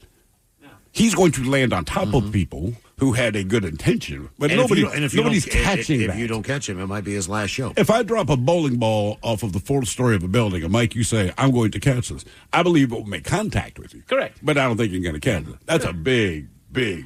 Isn't his song, I Can't Put Down the Cup? And then the common comment is, you should put down the cup. Yeah, he's talking about drinking lean. Yeah. He's like, can't put it down. Like, I love it, this and that. And people are like, yo, first of all, like, drinking lean, we've seen through countless rappers. Come on, not man. Good for you. Yeah. But, like, my man, like, you're already, you know what I mean? And he's not going to stage that. He's going to stage belly flop. Brother could not die. It is impossible for that man to die. He's just going to walk off to the edge and do the Nestea plunge. Just fall the hell off and hope someone catches his ass. I'm not being mean. Look at that dude. I mean, he's literally performing with oxygen on stage. And, like, I don't know. I mean, like, generally people got to be really sick or really old to be using oxygen. Like, that to be that big and that out of shape. He's only, like, 23 or something. Damn. Tell us what you were doing. We'll try to guess the injury that occurred. 206-803-ROCK. Hello, John. Welcome to the men's room. Hey, hola. Hola. How's it going, fellas? We're doing well, sir. Thank you. So, I was laying in bed next to my girlfriend. Laying in bed. All right, so we had a guy a couple of weeks ago. His dog jumped into bed and ended up shooting him. I'm going to say that's not it. Mm-hmm. There's a possibility your girlfriend hated you and stabbed you with scissors. Just say, I'm going to go stab. I'll say you sneezed and broke a rib. No. You rolled out of bed, ended up hitting the floor, like between the nightstand and the bed, and messed up your face. No, you guys will never guess. Okay, what happened? It was a Murphy bed, and it spraying back into the wall. No. So what happened was My girlfriend and I were laying in bed next to each other. She was on my right-hand side. We were looking up at her cell phone, which she was holding, and she dropped the cell phone. And the corner of the cell phone hit me square in my right eye. Oh, damn. And instantaneously, lightning flashing, flashes of light. And it hurt pretty good. And, sometimes if you get your bell wrong, you kind of see those, stars. Yeah. So the next day, I woke up, my eye was bothering me, and I had a little bit of a shiner on my lower eyelid. And I had massive floaters. It was like pepper everywhere. And little did I know at that time that was a classic sign with the lightning flashing as well, that your retina detached. Oh, my. Oh, Jesus. Wow. Damn. Yeah. So, and this is right before Christmas of last year of 2024.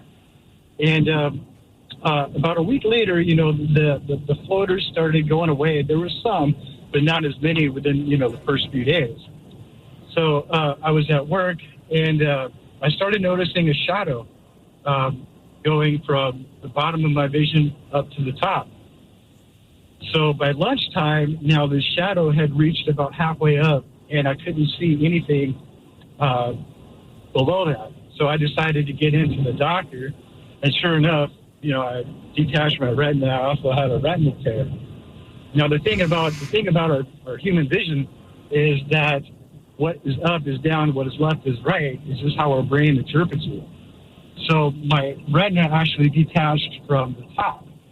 Hence was why the shadow was going from the bottom to the top. I didn't know that. Right. Yeah. You reverse everything. I didn't know that. Mm-hmm. Interesting. Yeah, I didn't know that. Didn't know that either. So the doctor had told me this tear was on the right side of my retina towards the top. If it was anywhere in the middle, he'd be. I'm in Tacoma, and he would have sent me to Harborview then and there for surgery. And all you were doing was laying in bed. Yes, and she dropped her phone. How big is that phone?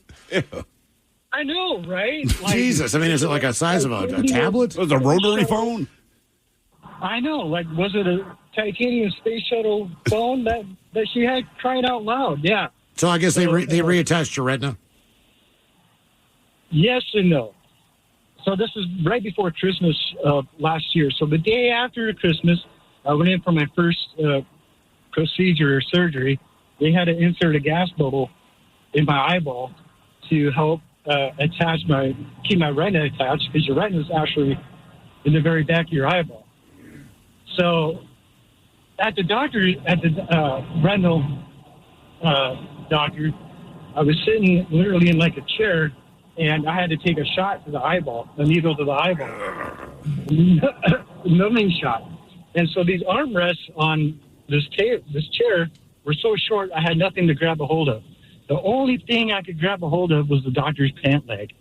And thank goodness I have a couple kids, so I know something about Lamaze. I'm literally breathing, knowing these needles are coming in. So actually, truth be told, the numbing shot wasn't that bad at all. I really didn't feel that. However, the shot for the gas bubble, I definitely felt that. That is weird. Can you feel the bubble in your eyeball? Yeah, and if you roll your eye around and look around, you can see it. It's literally rolling around. And that was in my eye for about 2 months. And then in addition to that, I had to have a medical tag on my wrist. If I was ever had a medical emergency, they couldn't put me under anesthesia because of that gas bubble in my eye. And so I also had... You were wearing a medical alert. What would happen if they put you under anesthesia? Because obviously, you were sleeping at night. So what's the difference? Right. I couldn't tell you. I don't know.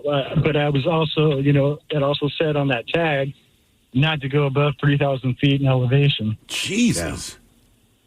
Wow, man. Yeah, my daughter, speaking of those medical alerts, I bought her a really nice necklace. All right. I mean, the pendant it was not that crazy looking. You could see the snake thing or whatever the hell the deal was. It was very small, but she wouldn't wear it because she thought it was ugly.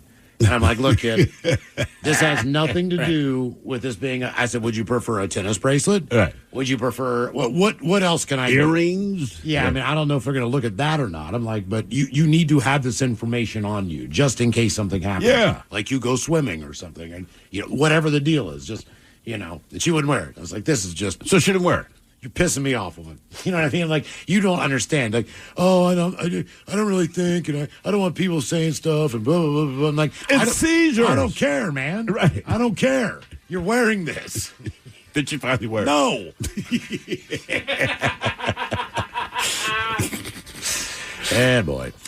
Who Sucks Less is coming up at 4:30, and we got your emails coming up next in the men's room at KISW.com. Spring's here. Flowers are blooming, birds are singing, and allergies, yeah, they're back too.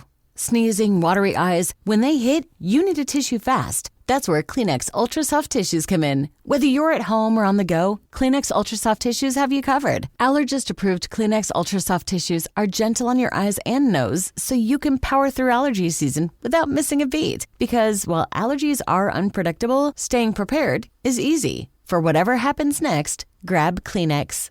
Plug in a Hyundai EV and the extraordinary happens. From the charge time and range in the Ioniq 5 and 6 to the adventurous spirit of the Kona Electric to the 601 horsepower Ioniq 5N. Hyundai EVs make the extraordinary electrifying. There's joy in every journey. EPA estimated 303-mile driving range for 2024 Ioniq 5 SE SEL Limited rear-wheel drive and 361-mile driving range for 2024 Ioniq 6 SE long-range rear-wheel drive with fully charged battery. Actual range may vary. Visit HyundaiUSA.com or call 562-314-4603 for more details.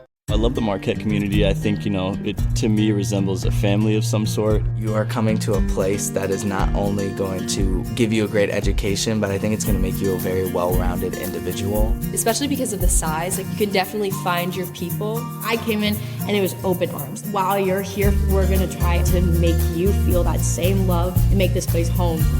We are Marquette. We are Marquette. We are Marquette. We are Marquette.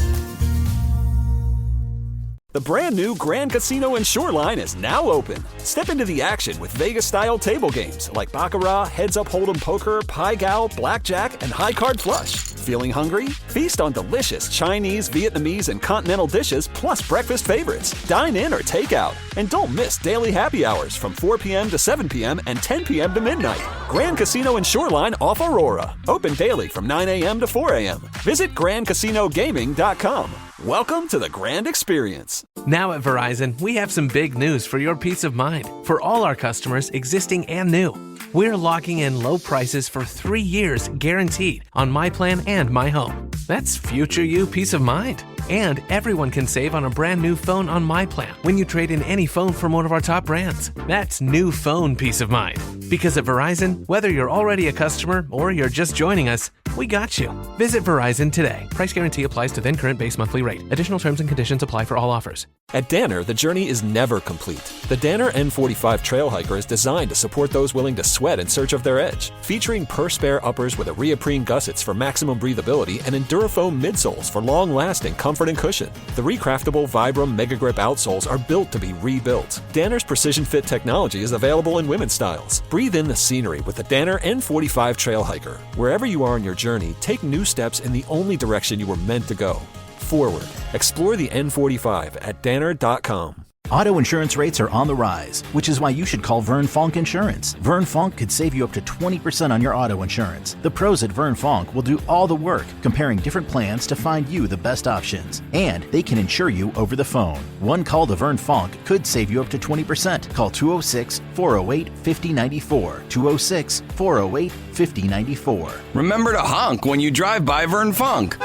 Restrictions apply based on a Q3 2023 study of Vern Fonk Insurance customers who reported saving when they switched. License number 1070622. Bosch's innovative power tools make you feel like a Bosch. Like when you pile drive screws and bolts with the 2-in-1 impact driver, you'll feel like Macho Man Randy Savage. Oh, yeah! Or when you powerfully blast through concrete with the Bulldog rotary hammer, you'll feel like I have the power! And when you make buttery smooth cuts with the Glide Miter saw, you'll feel Scoobity-bee-bop smooth, baby.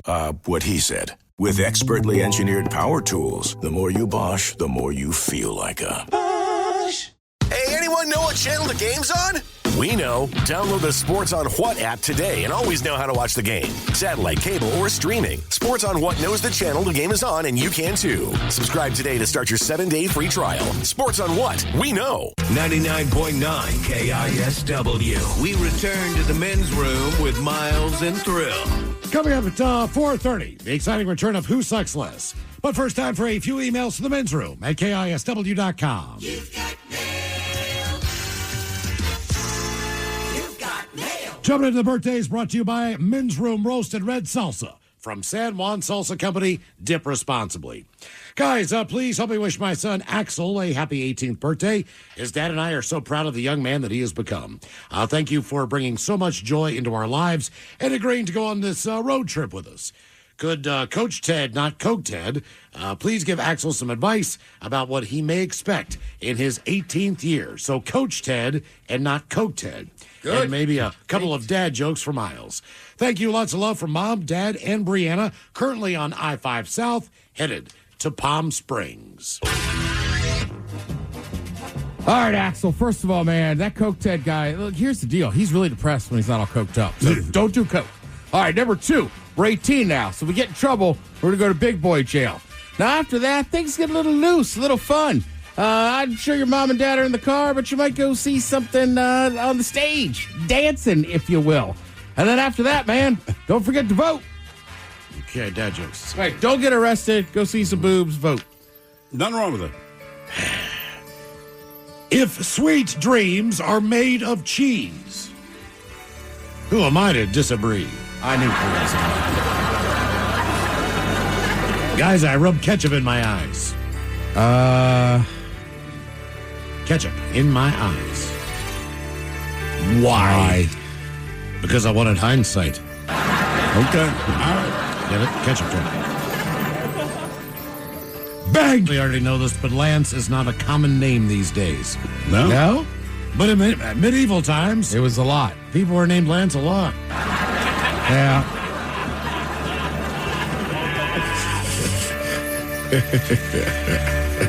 Hola, guys. My name is James. I've been listening to your show for over 20 years. Today's my 30th birthday. I saw the Papa Roach concert last night, and it really spoke to me. So, can I get some advice from Ted on turning 30 and going to Portland over the weekend? Ooh. Some Leroy Jenkins and Miles with some dad jokes. Keep on rocking, gentlemen. Love seeing you at Pain in the Grass after the pandemic. That from James, born in Seattle. All right, Coach does love a good Portland trip. Number 1, if you want to do some nice restaurants, there is some down there. There's a very fancy crawfish house. It'll cost you money. Go at happy hour. You'll appreciate that. Number 2, there's a lot of different entertainment options. Here's my pro advice. You're going to go to one strip club that's famous for serving steaks. Get the steak bites. Easier to eat. Sometimes you order that whole steak, and halfway through you just want to see the boobs. Get steak bites. Let's do this. Leroy Jenkins. What do you call a priest who becomes a lawyer? What do you call a priest who becomes a lawyer? I don't know. Father. Oof. A father-in-law. Aha. Okay. Yeah. Guys, how many times has Dracula wandered off by himself? How many times has Dracula wandered off by himself? When he's coughing? I've lost count. Someone tore the 5th month out of my calendar. Oh, yeah? Yes, left me dismayed. And should have held on to that bad boy. Yeah. And finally, Ted, you owe me for the honey. I owe you for the honey? You owe me for the honey. Why do I owe you for the honey? You're supposed to say what honey? Oh. Starter. Ted, you owe me for the honey. What honey? Oh, nothing, dear. What did I say? I don't know. What do I owe you for the honey? I couldn't figure out a way to get to the punchline. Walked right into that one, Ted. Yeah, Stupid. Got him. You can either go one way or I couldn't go the rest. No, you're right. It's simple, and I took a sharp left. Yeah. Guys, I'm writing to wish my amazing boyfriend and avid listener, Nick the Meat Cutter, a very happy 34th birthday. Want to express my endless appreciation for all he does, bringing home the best meats and how hard he's worked the past year to keep us afloat with me getting laid off and only recently starting a new job. So listening to you guys every day alongside his favorite Men's Room IPA has been keeping him sane, and listening to the show together has brought us many much-needed laughs during some stressful times. So how about some dirty Germans giving him advice on starting off his 34th year and some green beans? Thanks, guys. That from Sarah. Yeah, if you're like me, you want to start your 34th year off by buying a ticket to go to Amsterdam. Then you go to the red light district, break out all the cash you have, just point it all to the windows and say, you. Yeah, so, a lot of times, your 34th year could be a lot like a green bean. Sometimes it's best a little salty, and when it gets warm enough, it'll pop open. Now it becomes a little bean. What? Green bean. Okay. Green bean. Fellas, hoping you guys could give me a chance to wish my wife, Avery, a very happy 35th or maybe 36th birthday. She is the funniest, prettiest, and smartest gal I know. So can you help her celebrate it with Coke Ted and the Dirty Germans telling her how much of a good time she's going to have at the Tacoma Dome this weekend for Black Tiger Sex Machine. Thanks a bunch, guys. That from Big Zexy. Big Zexy. All right, going down to Tacoma, gonna go see the Big Tiger Sex Machine. I have no idea what that is, but Coke Ted imagines it's one big tiger. Somehow you have sex with it, or it has sex with you. Either way, get hammered, roam around town, cause trouble. Happy birthday. Yeah, first of all, it's just called the Black Tiger Sex Machine, which means apparently I did not know this. I'm booked at the Tacoma Dome tomorrow. Yeah, this is Black Tiger Sex Machine. Yeah, I hear you. That's my name. Don't wear it out. Yeah, I hooked up with the Black Tiger Sex Machine once. Yeah. Yeah. We don't talk about it. Yeah, one time in college. Guys, please send a happy birthday wish to my husband, Rob, from his wife, Sarah. He's 48 today. Could you give him too early for a fish sandwich, some turtle sex, and the Dirty Germans talking about bratwurst? Thanks, guys, from Sarah. Too early to get a fish sandwich? Yeah, instead of bratwurst tonight, why don't you put the blackwurst in your mouth? Yeah, so the thing about the bratwurst is the spices. And ours come with lots of them. Yes, they do. Yeah, different seasoning. You just have to take the casing off. I've been drinking pineapple juice all week waiting for you. So I have not. Guys, want to give a shout out to my dad, Jerry, on his 70th plus birthdays. He's a former caller of the year. That would be Spider Monkey Jerry. Oh, nice. So please encourage him to call it again for another story of his, as he's full of them, if you know what I mean. Love you guys. Dealer's choice there, Mike, for Spider Monkey Jerry, if we could.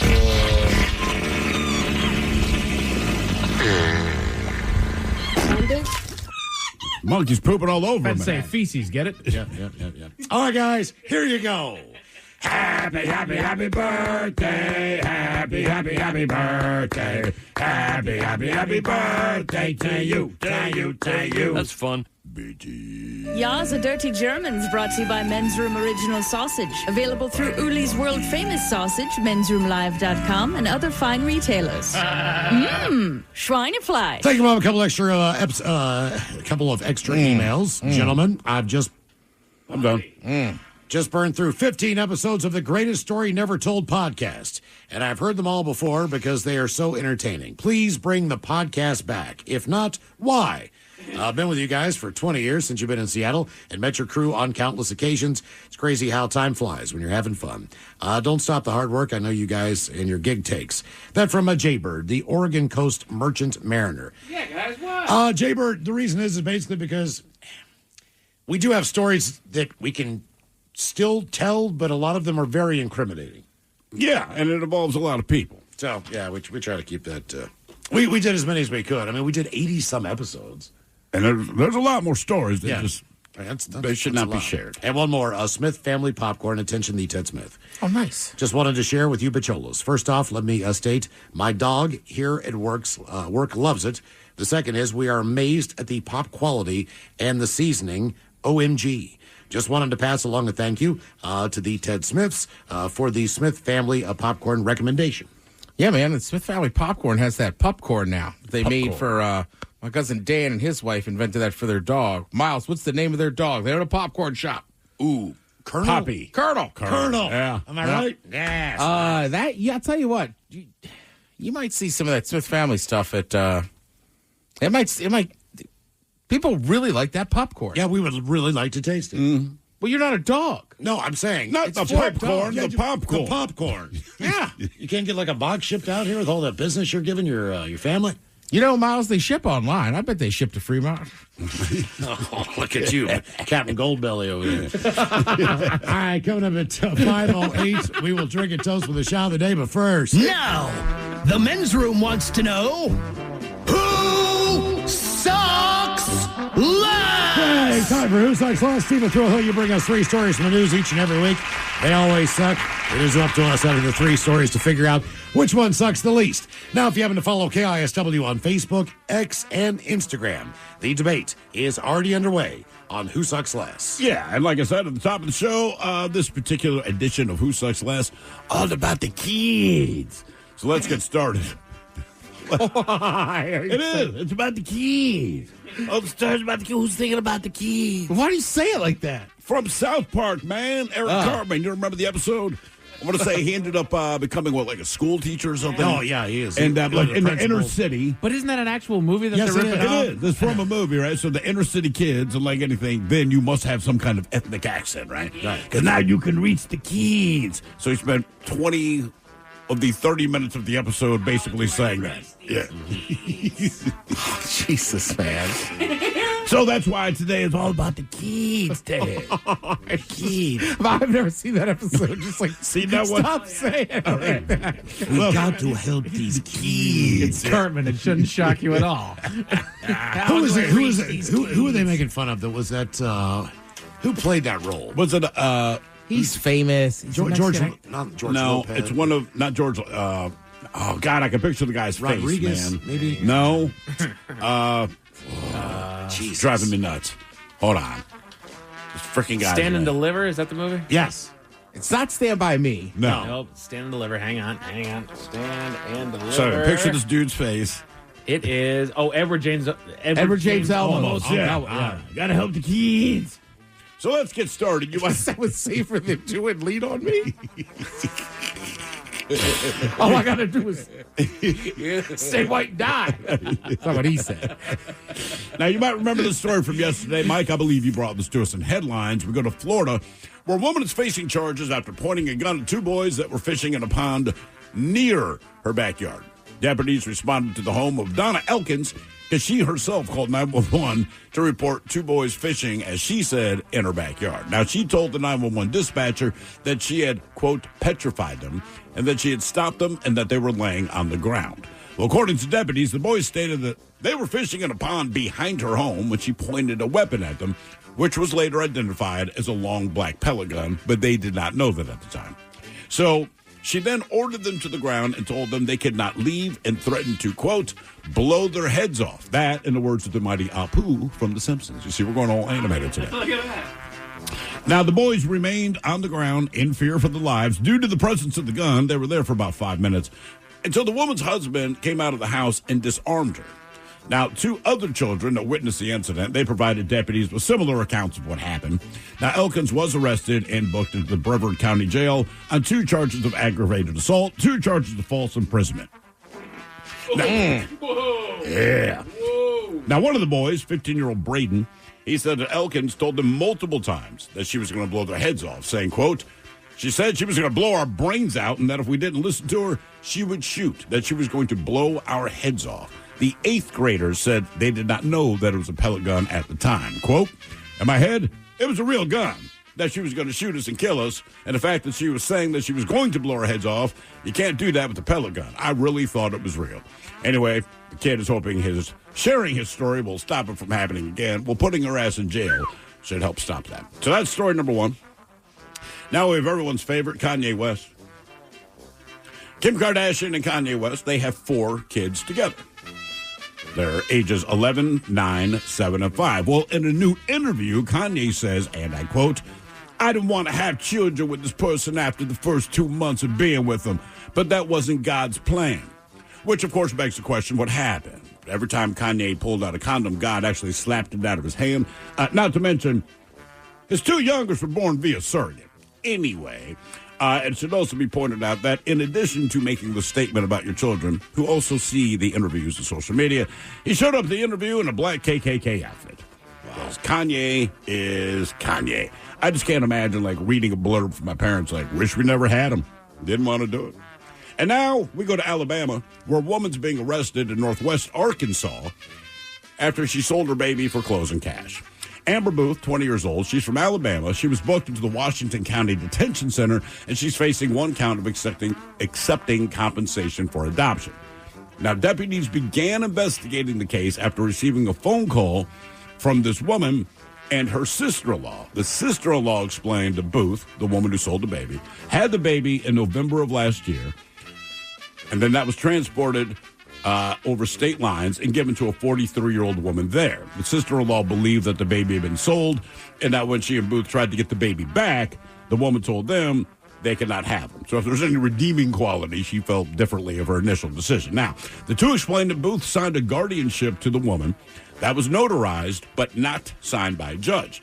Now, the deputy investigating the case spoke to the woman who explained that Booth brought the child over in mid-December and that Booth signed documents giving her custody, adding that even a lawyer was involved. The woman provided the document, and the deputy explained that it was not sufficient for custody because it was not signed by a judge. Now, the deputy contacted the DHS and explained that Booth wanted the child back, but the woman did not have custody, adding that if the woman was left with the child, Washington County would have essentially facilitated the kidnapping of said child. So this whole thing's getting convoluted. So the sister-in-law also told authorities that when Booth returned from Arkansas, she suddenly had extra money and was buying clothing and other items. Furthermore, sister-in-law stated that Booth had told her the money was offered for the child. She said that they have no ties to the woman, had not met before. Booth was later interviewed by the deputy and explained that the Elkins woman was the friend of a friend, and she thought the guardianship deal with the woman was only temporary. She denied accepting money at first, but later admitted to receiving several off-brand clothing items,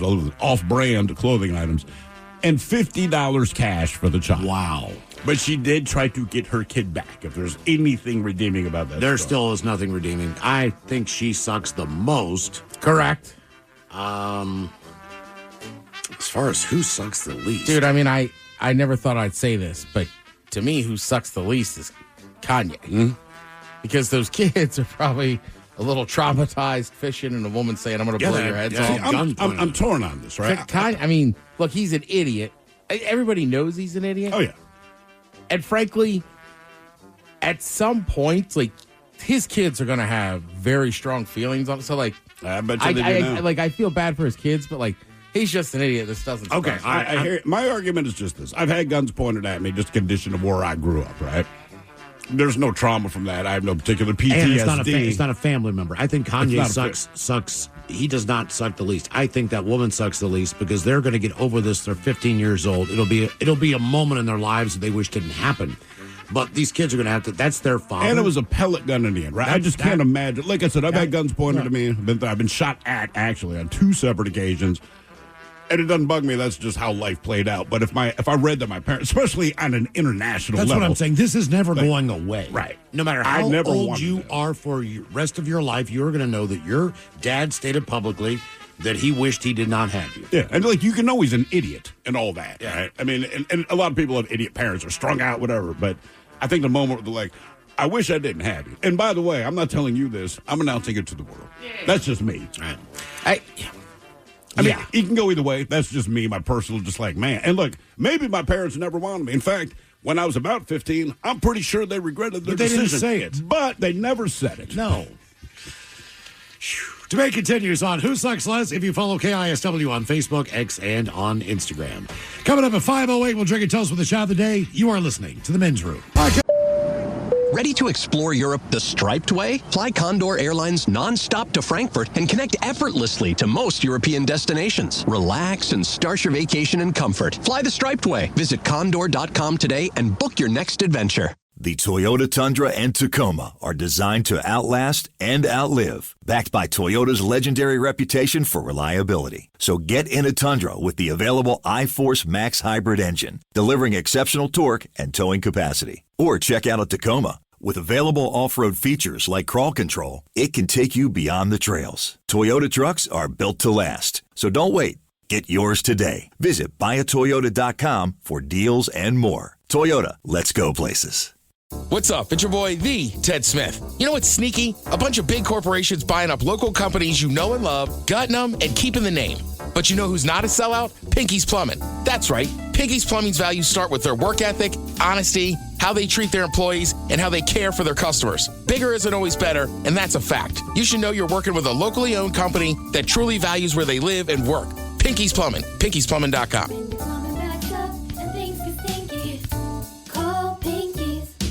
What kind of programs does this school have? How are the test scores? How many kids do a classroom? Homes.com knows these are all things you ask when you're home shopping as a parent. That's why each listing on Homes.com includes extensive reports on local schools, including photos, parent reviews, test scores, student-teacher ratio, school rankings, and more. The information is from multiple trusted sources and curated by Homes.com's dedicated in-house research team. It's all so you can make the right decision for your family. Homes.com. We've done your homework. Spring's here. Flowers are blooming, birds are singing, and allergies? Yeah, they're back too.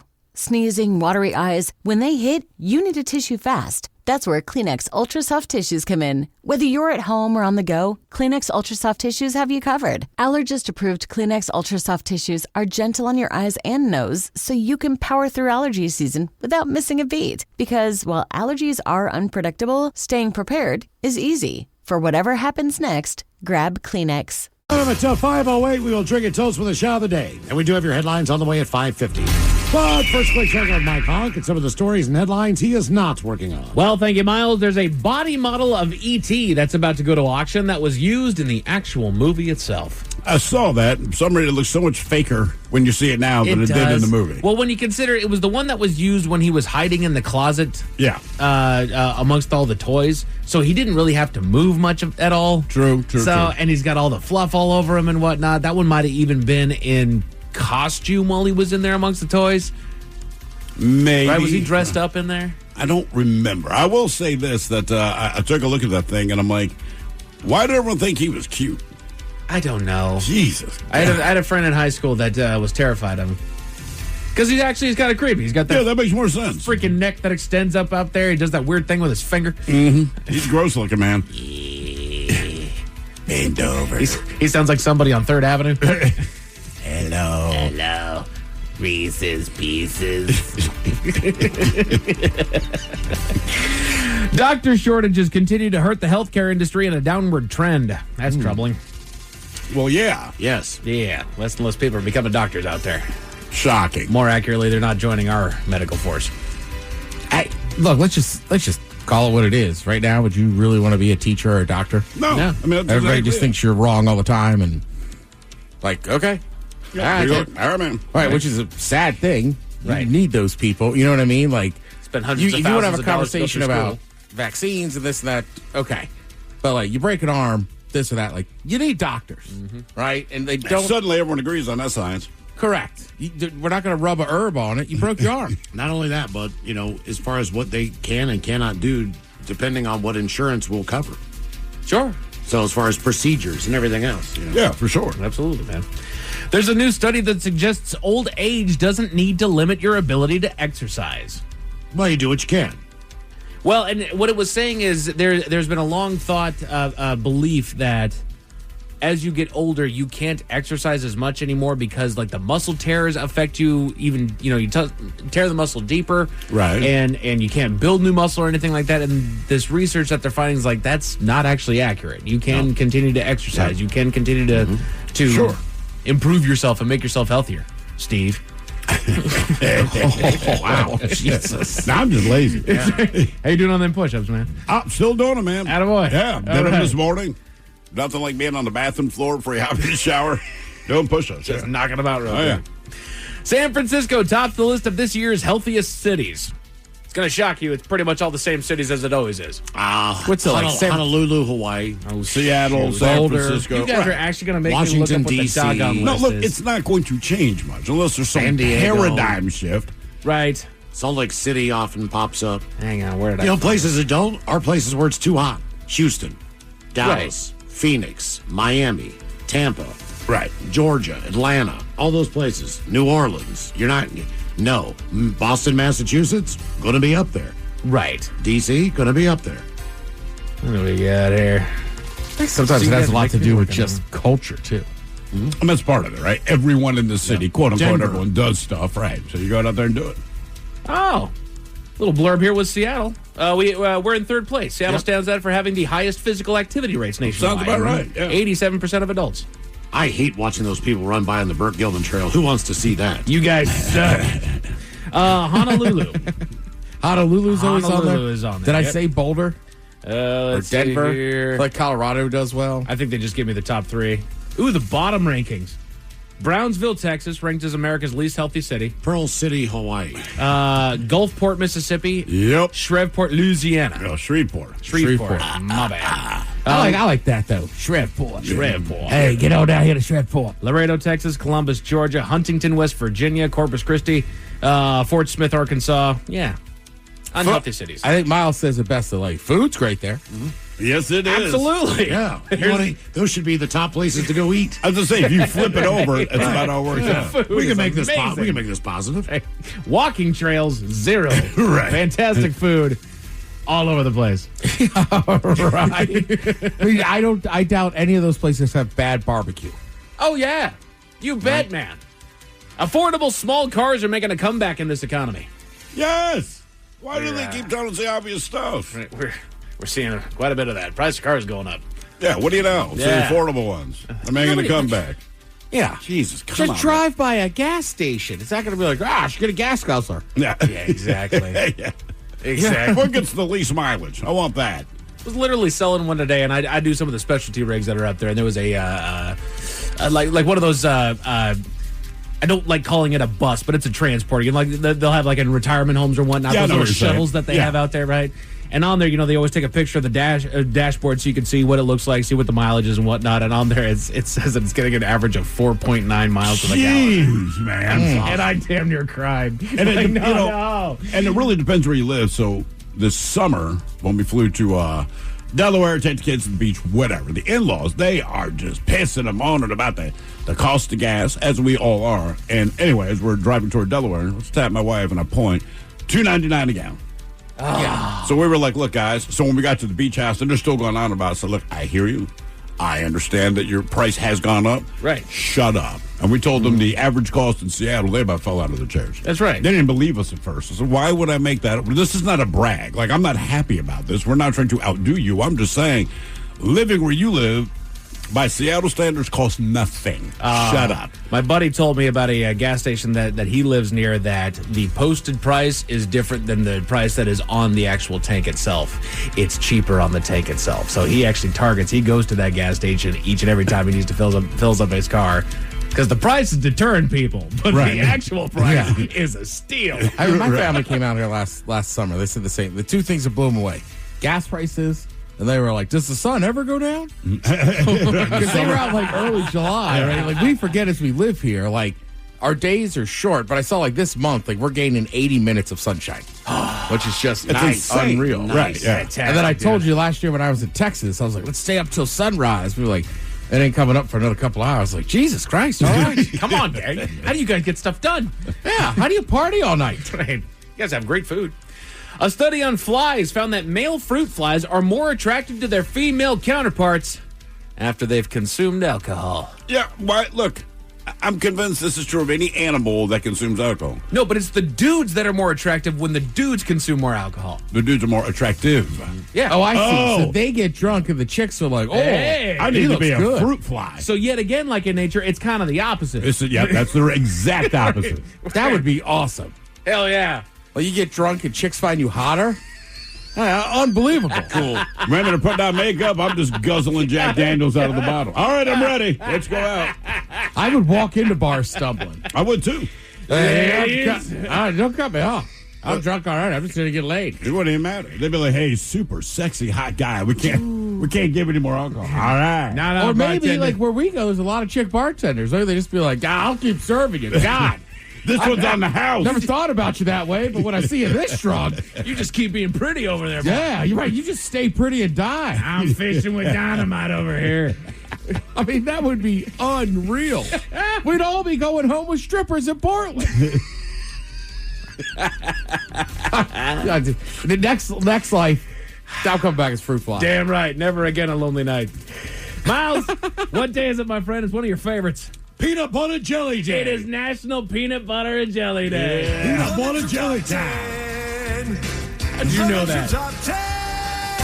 10 or more things you didn't know about the iconic peanut butter and jelly sandwich. It's like the WD-40 of spreadable sweet goo. You're getting ready for work or for that special third date. You know the one. And you run out of shaving cream. Well, just waddle your doughy ass over to your pantry, pull out a tub of creamy peanut butter, and lather up. In no time, your fugly face will be rich and smooth, and you'll want to go in for a lick. Speaking of licks, it works wonders for ping and pong in your pants as well. I haven't had razor burn in years, and it smells like moist peanut butter cookies. Dear God. Moist. I would think jelly would be better for your face. Really? As a shaving alternative? I would go peanut butter if I had to pick. If you had to shave with peanut butter or jelly, you're telling me I would go peanut butter. I know for a fact that jelly would be much easier to shave. The thing is that that's one thing that VD actually did some research on. People were using peanut butter. Now, you're not lathering it on a big old thick coat, but you smear it up there, you thin it out a little bit, and there's just oil in that peanut butter. Who were the people using peanut butter to shave? I don't know, man. I mean, that's just like, why? Maybe just use soap and a razor, brother. I understand you ran out of shaving cream, but my first thought would be, hey, baby, can you grab the Jif and bring it into the shower for me? Do we really know George Washington Carver's motivations when he was making it? What it was. I'm tired of the shaving Oh, you cream. can eat it too. This stuff tastes delicious. So here's some things that you didn't know about the iconic PB&J. World War II made PB&J a hit. Both peanut butter and jelly were a staple of soldiers' ration menus during World War II, so it was only natural that GIs began to combine the two, and the sandwich exploded in popularity after the war. Peanut butter, often called... it was particular. What was it called? They called it monkey butter. Monkey butter. What in the world? Anyway, it was particularly favored on the battlefield because it was the cheapest. They're not making it. Let's see here. Some more fun facts about peanut butter and jelly. We'll eat nearly 3. Sorry. I'll go to the grocery store. Where y'all keep that monkey butter? Sir, we don't know the monkey butter. Come on now. Good. That's not good. Sir, where do you keep the monkey butter? What? We will eat nearly 3,000 of them in a lifetime. I will eat more than that. A 2016 survey by Peter Pan found that Americans will eat an average of 2,984 peanut butter and jelly sandwiches, which works out to about 3 a month for roughly 83 years. 3 a month? 3 a month. Brother, I've had 4 in the last 2 days. About to say, That's not even a joke. How many of those Uncrustables have you guys been mowing on? So my wife started getting Uncrustables for the kid, and the kid's like, Dad, yo, man, I put them in my lunch. Can you just use Easy, big bread? fella. I'm like, cool. So I got my peanut butter, I got my jelly. Sorry, I got my monkey butter, I got my jelly, I got my bread. So last night, typically I'll eat dinner. At some point I get stoned. That is my go-to. But the last 2 nights in a row, I've had 4 already. I can't believe it, only 3 a month. I haven't had one in a minute outside of an Uncrustable, but I ate so many. I mean, you just had it like every day for school. I have to imagine I'm already past the 3,000 mark. It was on wheat bread, too. I know. How do you feel about it as an adult? Give me white bread. Yeah. Oh, it's not good. It might be okay, it. but in my mind, it was just burned into my mind as a kid. I said I'd never buy it again. I have not bought it again. I'm sure it's fine. I don't want it in my life. Me and wheat bread, we're just enemies. That's all. Mm-hmm. How many peanut butter and jellies do you guys think that you could mow down in 1 minute? If you were challenged, 1 minute? How many could you put down in a minute? One. Just one. I'm not a speed eater, and I would But choke. peanut butter slows you down. Competitive eater Patrick Bertoletti once downed 6 peanut butter and jelly sandwiches in a single minute, a whole sandwich every 10 seconds, to clinch the Guinness World Record back in 2012. That just seems dangerous.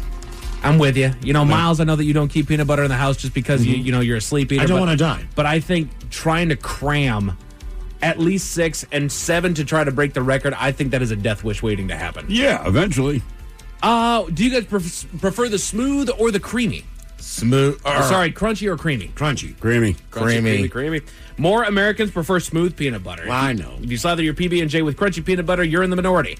49% of those surveyed by Peanut Butter and Company in 2019 reported that they like their peanut butter smooth, while 29% prefer crunchy, and 20% will happily eat both. I mean, as an adult, I can eat both. Sure. But I mean, as a kid, going to somebody's house that had crunchy and you're not ready for it, it was just Oh, that should piss me off. Oh, right. I mean, I can think of the kid right now, and I'm just like, it just shocked me. Yes. And it's just like, what? And I think I was like, what is this? I feel like it should just be a warning. There's nothing, right. It's made of peanuts. It's not a big deal. But much like orange juice, I prefer pulp free. If it's there, I can deal with it. But when I went back to childhood, like, I can't drink this. My dad's like, it's freaking oranges. Right. It's got stuff in it. See, I like orange juice with pulp. Of course you do. Got it, Miles. Yes. Mine's even worse because I'm with you. Like, unless I've watched you squeeze it, I That's don't want different. pulp in it. Yeah. But I love eating oranges. Right. You love drinking orange juice. You just don't want them to be. Right. Which that is insane when you say it out loud. I'm not that much different. Like chunky peanut butter. Again, I don't mind peanuts. You like peanuts? Crunchy. You like crunchy, chunky, whatever. You like peanuts. You like peanut butter. It's right there. But I want the peanut butter to be the butter and the peanuts to be the peanuts. I want my monkey butter monkey free. I mean, it was even in my house. Like it was either my dad liked it or my sister liked it, something like that. But I remember seeing it, and it was jarring to see it for the first time. Look, Ben and Jerry's. Like, what is wrong with they're this not thing? alive on ice cream that doesn't have chunks of stuff in it. Sure, That's different. but they're complimentary. Well, it's peanuts. I mean, peanuts are made for. So do you like lumpy mashed potatoes? No. Do you like lumpy guacamole? Yes. Would you want fat hunks in your ice cream because the ice cream itself is made from fat, right? But it's like if you give me a chunk of caramel. I have not had an ice cream fat chunk before to know. I might really like that. It's Ben and Jerry's fat chunk. Just a big old thing of Hey, gristle. look, man, I might try it. I really like it. Damn. Bone marrow. It's like when you taste a really good piece of fat on a ribeye. You're like, ooh, that's pretty good. Things that you might not have known about the iconic PB&J. An NBA team rebelled against a PB&J ban. Oh, the ban. Why did they ban it in the first place? So the sandwiches, which became a pregame ritual for the Boston Celtics as they rolled to a national championship in 2008, have become a staple in locker rooms across the country. Several years later, when a nutrition expert with the Golden State Warriors tried to ban the high-sugar sandwiches, two-time NBA MVP Steph Curry led a successful revolt. I would say this, NBA, and to their credit, real relaxed on players smoking weed. Just assume the peanut butter and jelly is going to be equally important to a group of people that smoke weed in the locker room. Take a basketball and go out and just shoot for 5 minutes. Just shoot. You will be exhausted. Yes. Those guys can eat whatever in the hell they want. Damn right. Well, also, like, that guy has such a strict diet. And a lot of the athletes do that hammer down. They're like the Uncrustables and stuff. But like before a practice or before a game, the sugar's not going to affect them. It's just they just want the calories and the protein. Yeah, of course. How do you guys make your peanut butter and jelly sandwich? So this was put out to Twitter, and Twitter, or now X, has come out with the official way to make the peanut butter and jelly. So when you guys First are constructing of all, I think it's always got to be cut diagonal. Okay. That's number one. I never cut it. Okay. As a kid, I would cut it, and it did have to be diagonal. As far as applying the ingredients to the bread. So I'll go peanut butter one side, jelly the other, and then combine them together. Yep, Okay. that's me. That's my same method. There are some heavy heathens- peanut butter, medium jelly. There are some heathens out there that will put peanut butter on one bread, jelly on that same bread, and then put the dry bread on the other. It's just hard to spread the jelly on top of peanut butter. Right. Or vice versa. And I always put the jelly on first.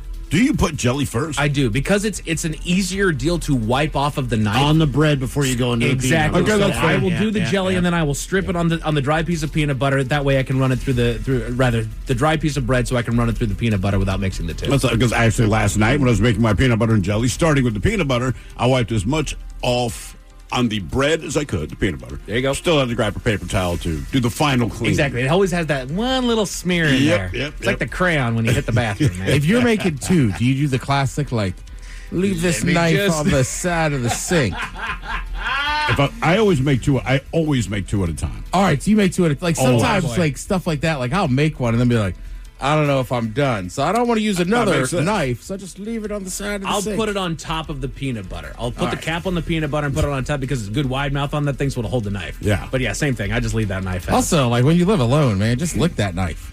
Exactly. Who else is going to use that damn knife? Well, but if Not you live me. alone, You're putting it in the peanut butter. You're putting it in your mouth juicing the peanut butter.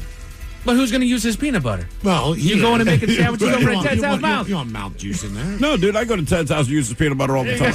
Yeah. But Yeah, my you mouth bought juice that is in it. peanut butter. I say you lick that knife. Peanut butter jelly time. If I went to somebody's house and I'm halfway through the sandwich and they go, just so you know, I licked the knife. I'm like, all right, whatever. I don't care. I didn't need to know.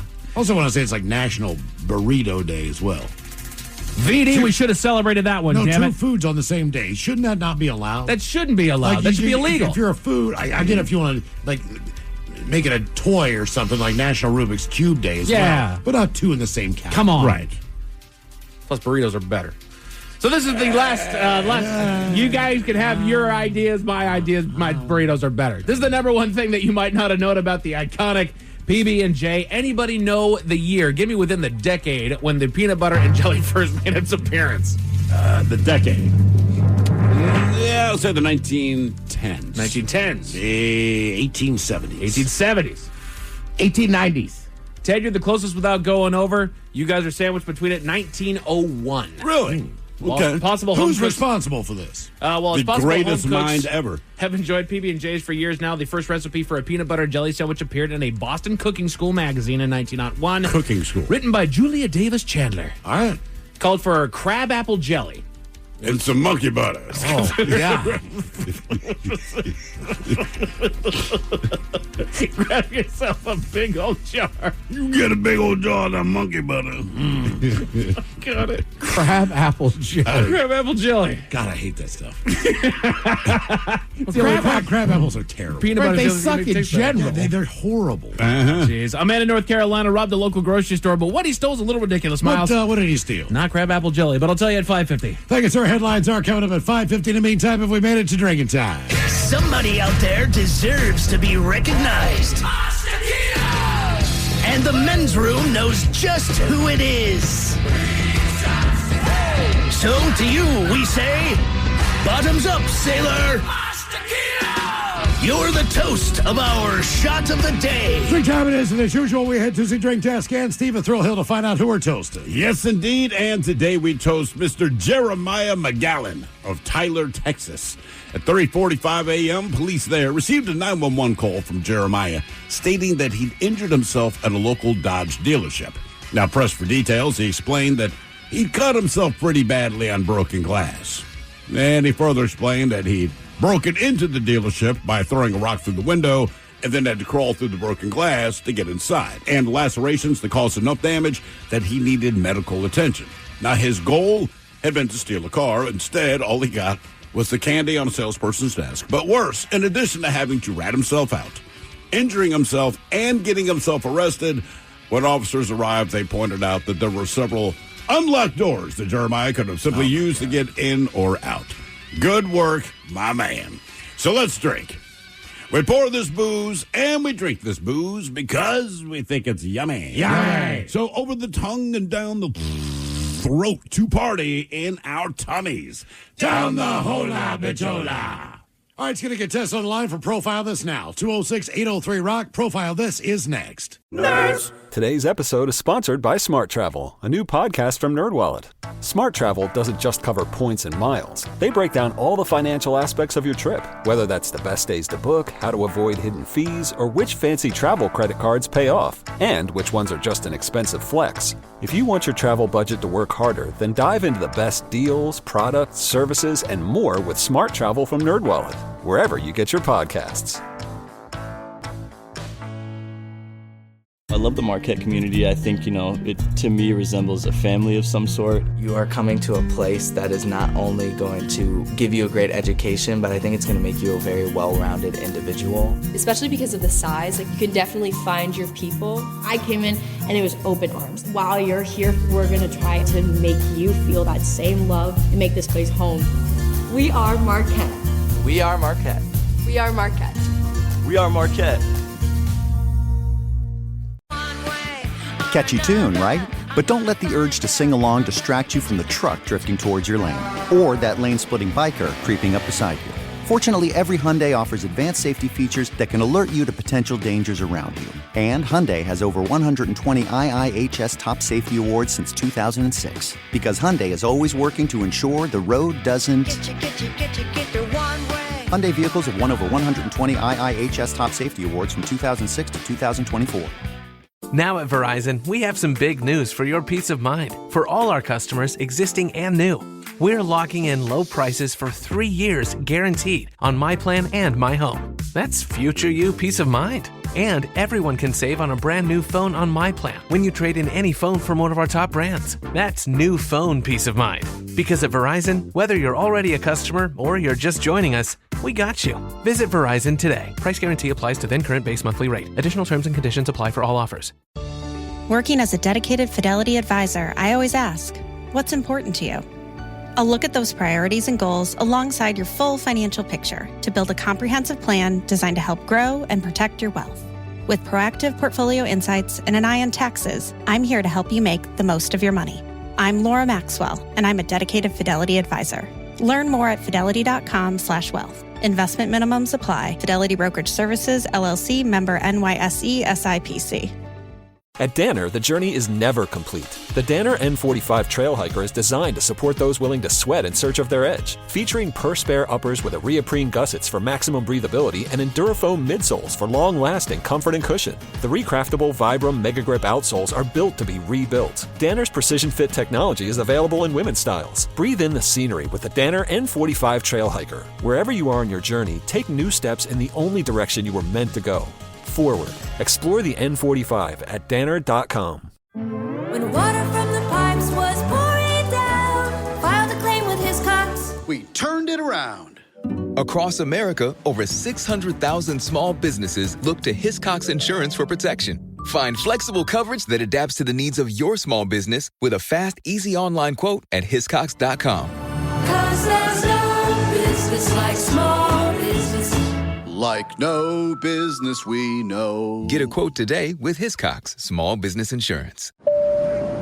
Ready to explore Europe the striped way? Then fly with Condor Airlines. With non-stop flights to Frankfurt, Germany, there are great connection options to several European cities. Whether it's the romantic streets of Paris or the stunning beaches of Barcelona, Condor will start your vacation and make it even more memorable by offering comfortable and spacious cabins where you can sit back, relax, and enjoy the flight. Fly the striped way. Visit condor.com today. Hey, what's the easiest way to find out what channel the game's on? Sports on What? Subscribe to the Sports on What app and quickly find the channel for every provider. Satellite, cable, or streaming. Sports on What knows the channel the game is on, and you can too. Download today. 99.9 KISW. Text the men's room at 206-803-ROCK. TV Time with Ted brought to you by Xfinity. Give them a call, 1-800-XFINITY. The men's room presents Profile This. And Stephen Thrill-Hill, could you please everyone out? Profile This is played. I sure can, Miles. It's a simple game where we share with you a real-life news story, something that happened right here on planet Earth. Earth. And as you listen to the story, based on the stereotypes you believe to be true of people and the decisions that people make, we'll ask you what it is you think makes the story a story. Hello, Andrew. Welcome to the men's room. Hola. All right, Andrew, you understand how this here game is played. Oh, yeah, I'm 3 for 3 on this game. Oh, the braggart. All right, Andrew, let's see if we can go 4 for 4. Today, you have your choice of 1 of 3 stories. We have the wonderful world of drugs. We have Bite Me. In other words, what did someone find in their food? And finally, License to Spill, where you guess the substance responsible for creating the mess. Let's go License to Spill.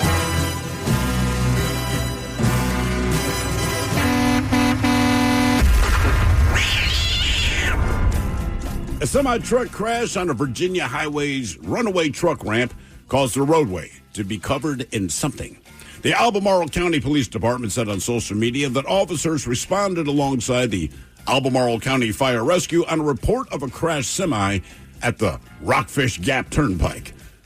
Police said, quote, while there is no impact to the travel lanes at this time, the crash has resulted in debris across the roadway.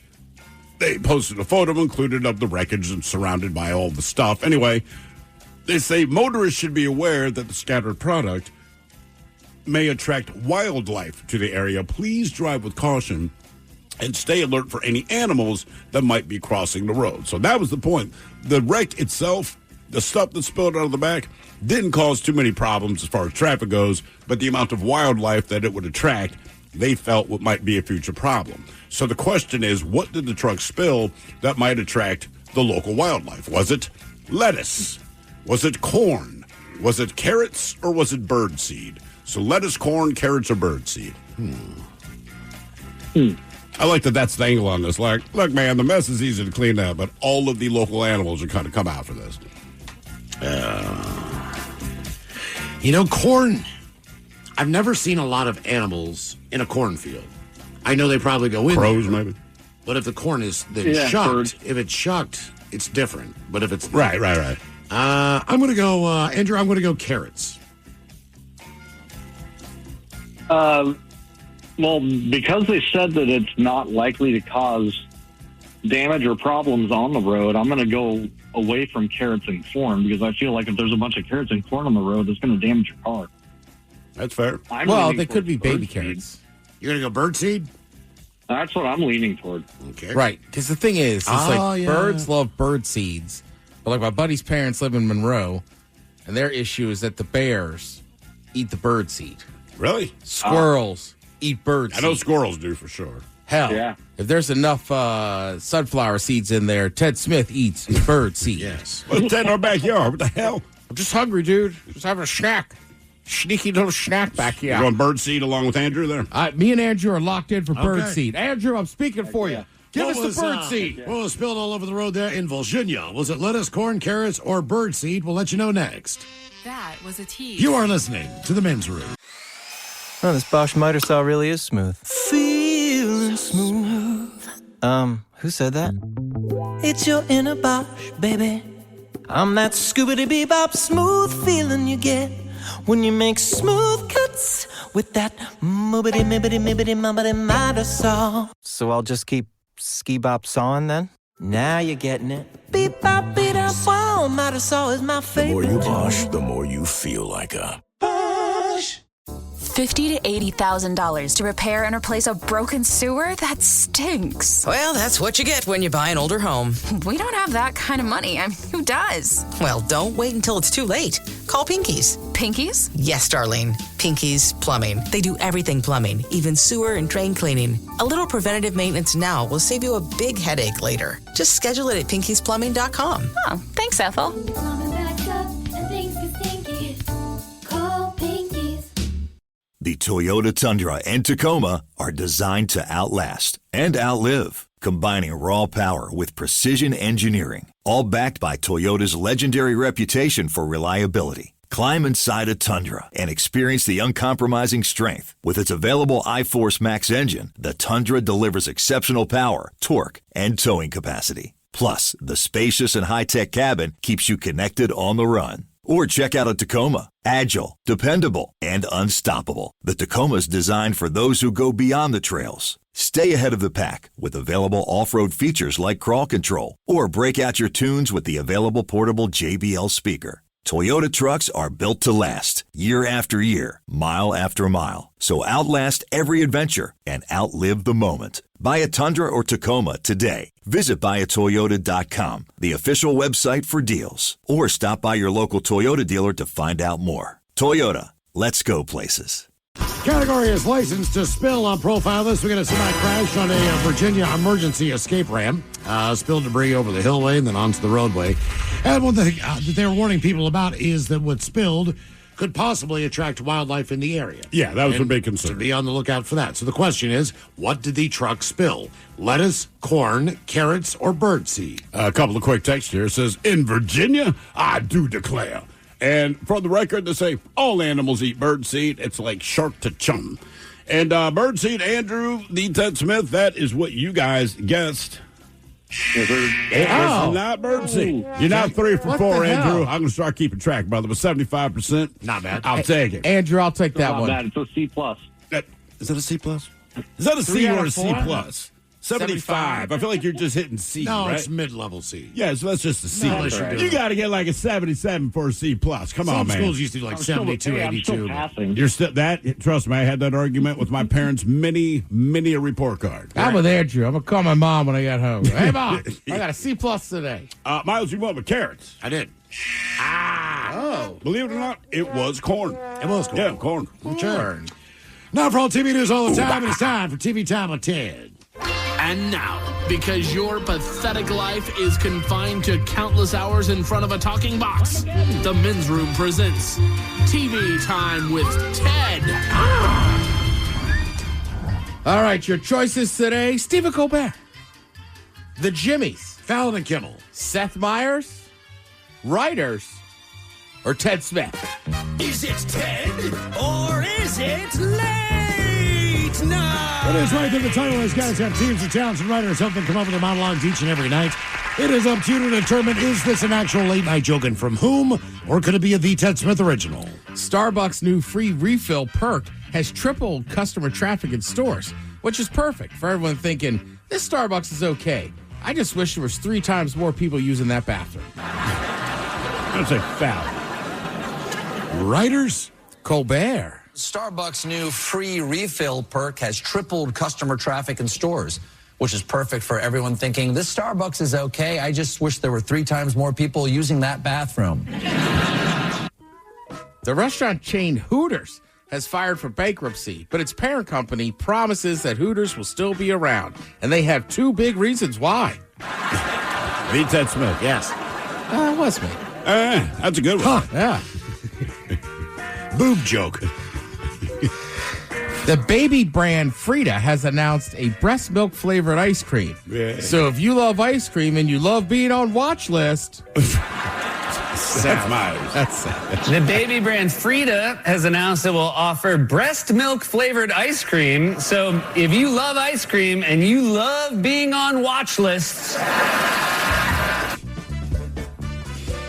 What's his name from it's not Captain America. Highlander.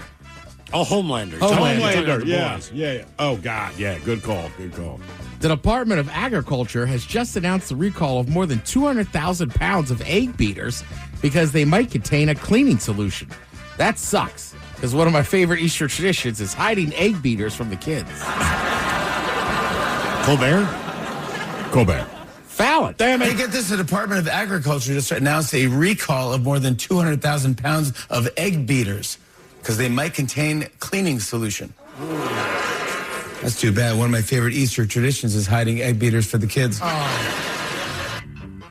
DoorDash will soon let users buy and pay later for fast food. Hold on.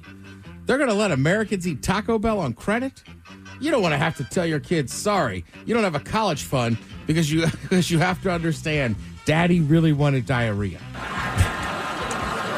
Colbert. That is Colbert. DoorDash will soon let users buy now, pay later for fast food. Hold on. They're going to let Americans eat Taco Bell on credit? You don't want to have to tell your kids, I'm sorry you don't have a college fund, but you have to understand, Daddy really wanted diarrhea. All right, so sad news yesterday. Actor Val Kilmer passed away. Mm-hmm. Val Kilmer's been in a ton of stuff.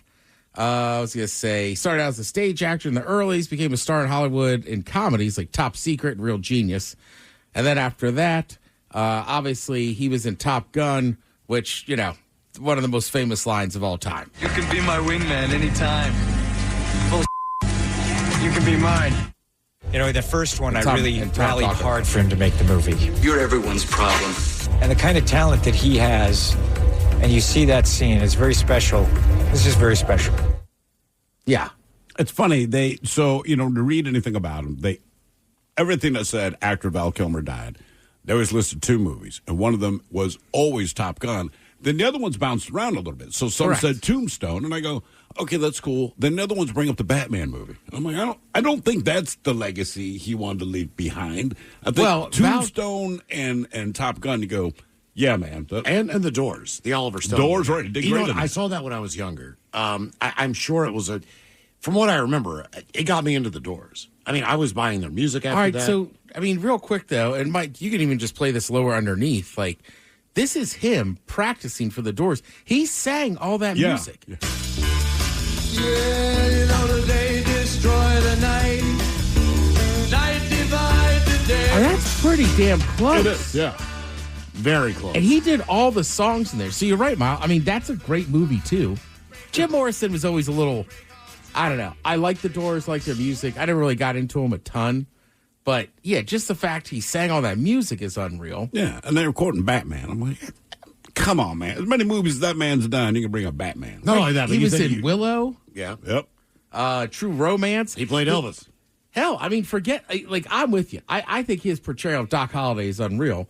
But then in The Heat, Yeah, in The Heat. Yeah. Right, in The Heat. He's not a female dog. I know. Porno. Yes, he played a female dog. Which I still contend that shootout scene in Heat is one of the coolest movie scenes It's awesome. I've ever seen in my life. Also, like, let's just say what it is. Val Kilmer was very attractive, right? And, like, he just made stuff look cool. You know what I mean? Kind of like Brad Pitt does sometimes, right? Sure. It just looks cool. And, like, you see pictures of him from Heat or Tombstone, just like, God damn. Like, you know what I mean? Like, wish I looked like Val Kilmer. Yeah, I mean, he's been in a bunch of stuff. And then, sadly, he got throat cancer. He did kind of step away before that. Yeah. And he was a monster star, but just was like, kind of stepping away. And then, obviously, with the throat cancer and everything, I think that's got to kind of, it's got to kind of weigh on somebody, too, when you're such a sex symbol. Yeah. And then you get a little bit older, you know what I mean? And he's always wearing scarves. He wants people to see him. Mm-hmm. Like, when I get older and something bad happens, I don't have to sweat it. I'm not a sex symbol, right? Val Kilmer, You it's gotta like, keep drinking. Yeah, you can walk around with your trig hanging out. yeah, well, right. Hello. I do think it's great that they got him back even for a small part in the second one and this and that. And good on, like, we can make fun of Tom Cruise all day long, but good on him for being like, I don't care.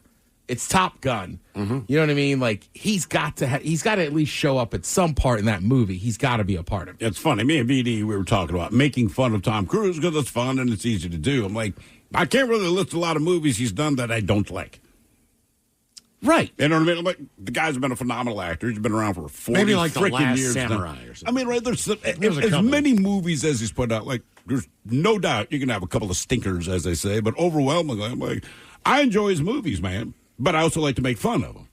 Correct. I mean, look, I tell everybody this because you just get so used to the Mission Impossible, Sure, which are awesome. Right, and I just saw the preview for it, right? And Me like too. before he even said the line, I knew what he was going to say. One last time. Yeah. But I was like, but he says it, it's cool. But I go back all the time to Born on 4th of July, which to me is a powerful movie. It is. And he gives a great performance in it. Didn't he get an Academy Award for that? I can't remember if He was at least got nominated. one or if he. I'm almost positive he was nominated, but I can't remember if he won for that. Not a fun movie. It's like Full Metal Jacket, where I saw it, I fully respect it. I do not need to see it again. Correct. Yeah. It's Yeah, like, no, it's great. Watch it once. You're good. Right, in Full Metal Jacket, I say this all the time. Like, you might watch First half. You watch the first half about until Gunny gets it. And then you're done. Right, by I'm the time done. you get there, you don't want to. And we're done. Right, but the second half, obviously, I mean, they're in Vietnam. It's just horrible. Yes, it is. Sick and twisted. Now, have you guys ever seen the World War I movie called 1917? No. All right, great movie. You're not usually going to hear me talk about this, but the way they filmed it Cinematography is awesome. It's one strain of thought, if that makes sense, right? Like, you follow these guys through the bunkers and everything. Ditch, what do you call it? Trench warfare. Then they're out. But that's a big thing in that movie. So I found this show last night. It's brand new. It's a British crime drama called Adolescence. Okay. And the reason I clicked on it is the guy that plays the main cop was the main criminal in another British show I like called Top Boy. But it's shot the entire same way, right? What was I going to say? What do they say? Each of the 4 episodes is shot in one continuous take. Oh, nice. Right? Okay. It's also, I won't lie to you, Miles, your kids are grown up, so you won't mind. Thrill, you might want to wait a few years before you watch this show. Okay. Because it's about a 13-year-old boy who basically the cops show up and are charging him with murder. Yeah, I don't want to see that, man. Right. The family is obviously like, this got to be some terrible mistake and this and that.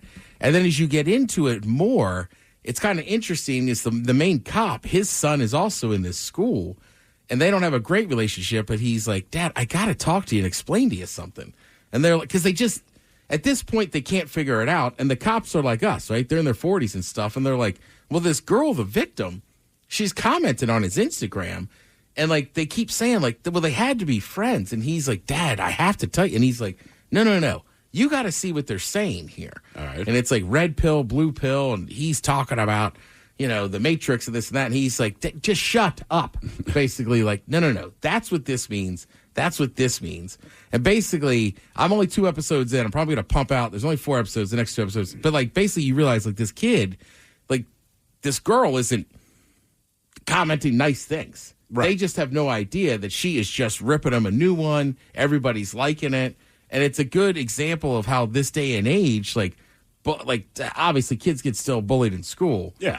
But the online bullying where everybody can see it. Exactly. Right. And frankly, like we could look at your kid. I don't know if he has an, if they do, but I'm just saying we could look at it. There could be some kid making fun of him. We probably wouldn't know. Yeah. So just super cool show, super intense. Obviously, everybody in town has views on it. Like the one cop, he keeps going, like they go to the school to interview kids and he's like, how do they all know what happened and who's been murdered? Like we didn't leak anything to the press. And it's like, they're high school kids. Yeah, I'd say it doesn't matter, man. Yeah. But it just came out. It's already getting nominated for awards and this and that. I want to say it's like the fastest growing, like downloaded show in like years or whatever. But yeah, but called Adolescence. Okay. You can check that out over on Netflix. Like I said, if you have a 13-year-old kid, maybe you don't want to watch it quite yet because it's disturbing in the realism of it. Right. If that makes sense. Yeah. But if you're into just seeing stuff shot very cool, super awesome show. Okay. So I'm going to check that out tonight. Let's see. Today is a Wednesday. So your Mariners had a little day game. Spoiler alert. They won. Good. Yeah. So they're even, right? Are they even? That's game 6. Are they 3-3? Mike, I don't know. 3-3? No, 2-3. 2-3. 2-3. Yeah, I could see people online and stuff. 3-4. Sorry. 3-4. Okay. Yeah. That's kind of better. Yeah, baseball is one of those sports, right? Like we say this about every sport, right? Like you can't win a championship for the first 2 months. Like you can let it get away from you. You can lose one. So let's hope that doesn't go on that way.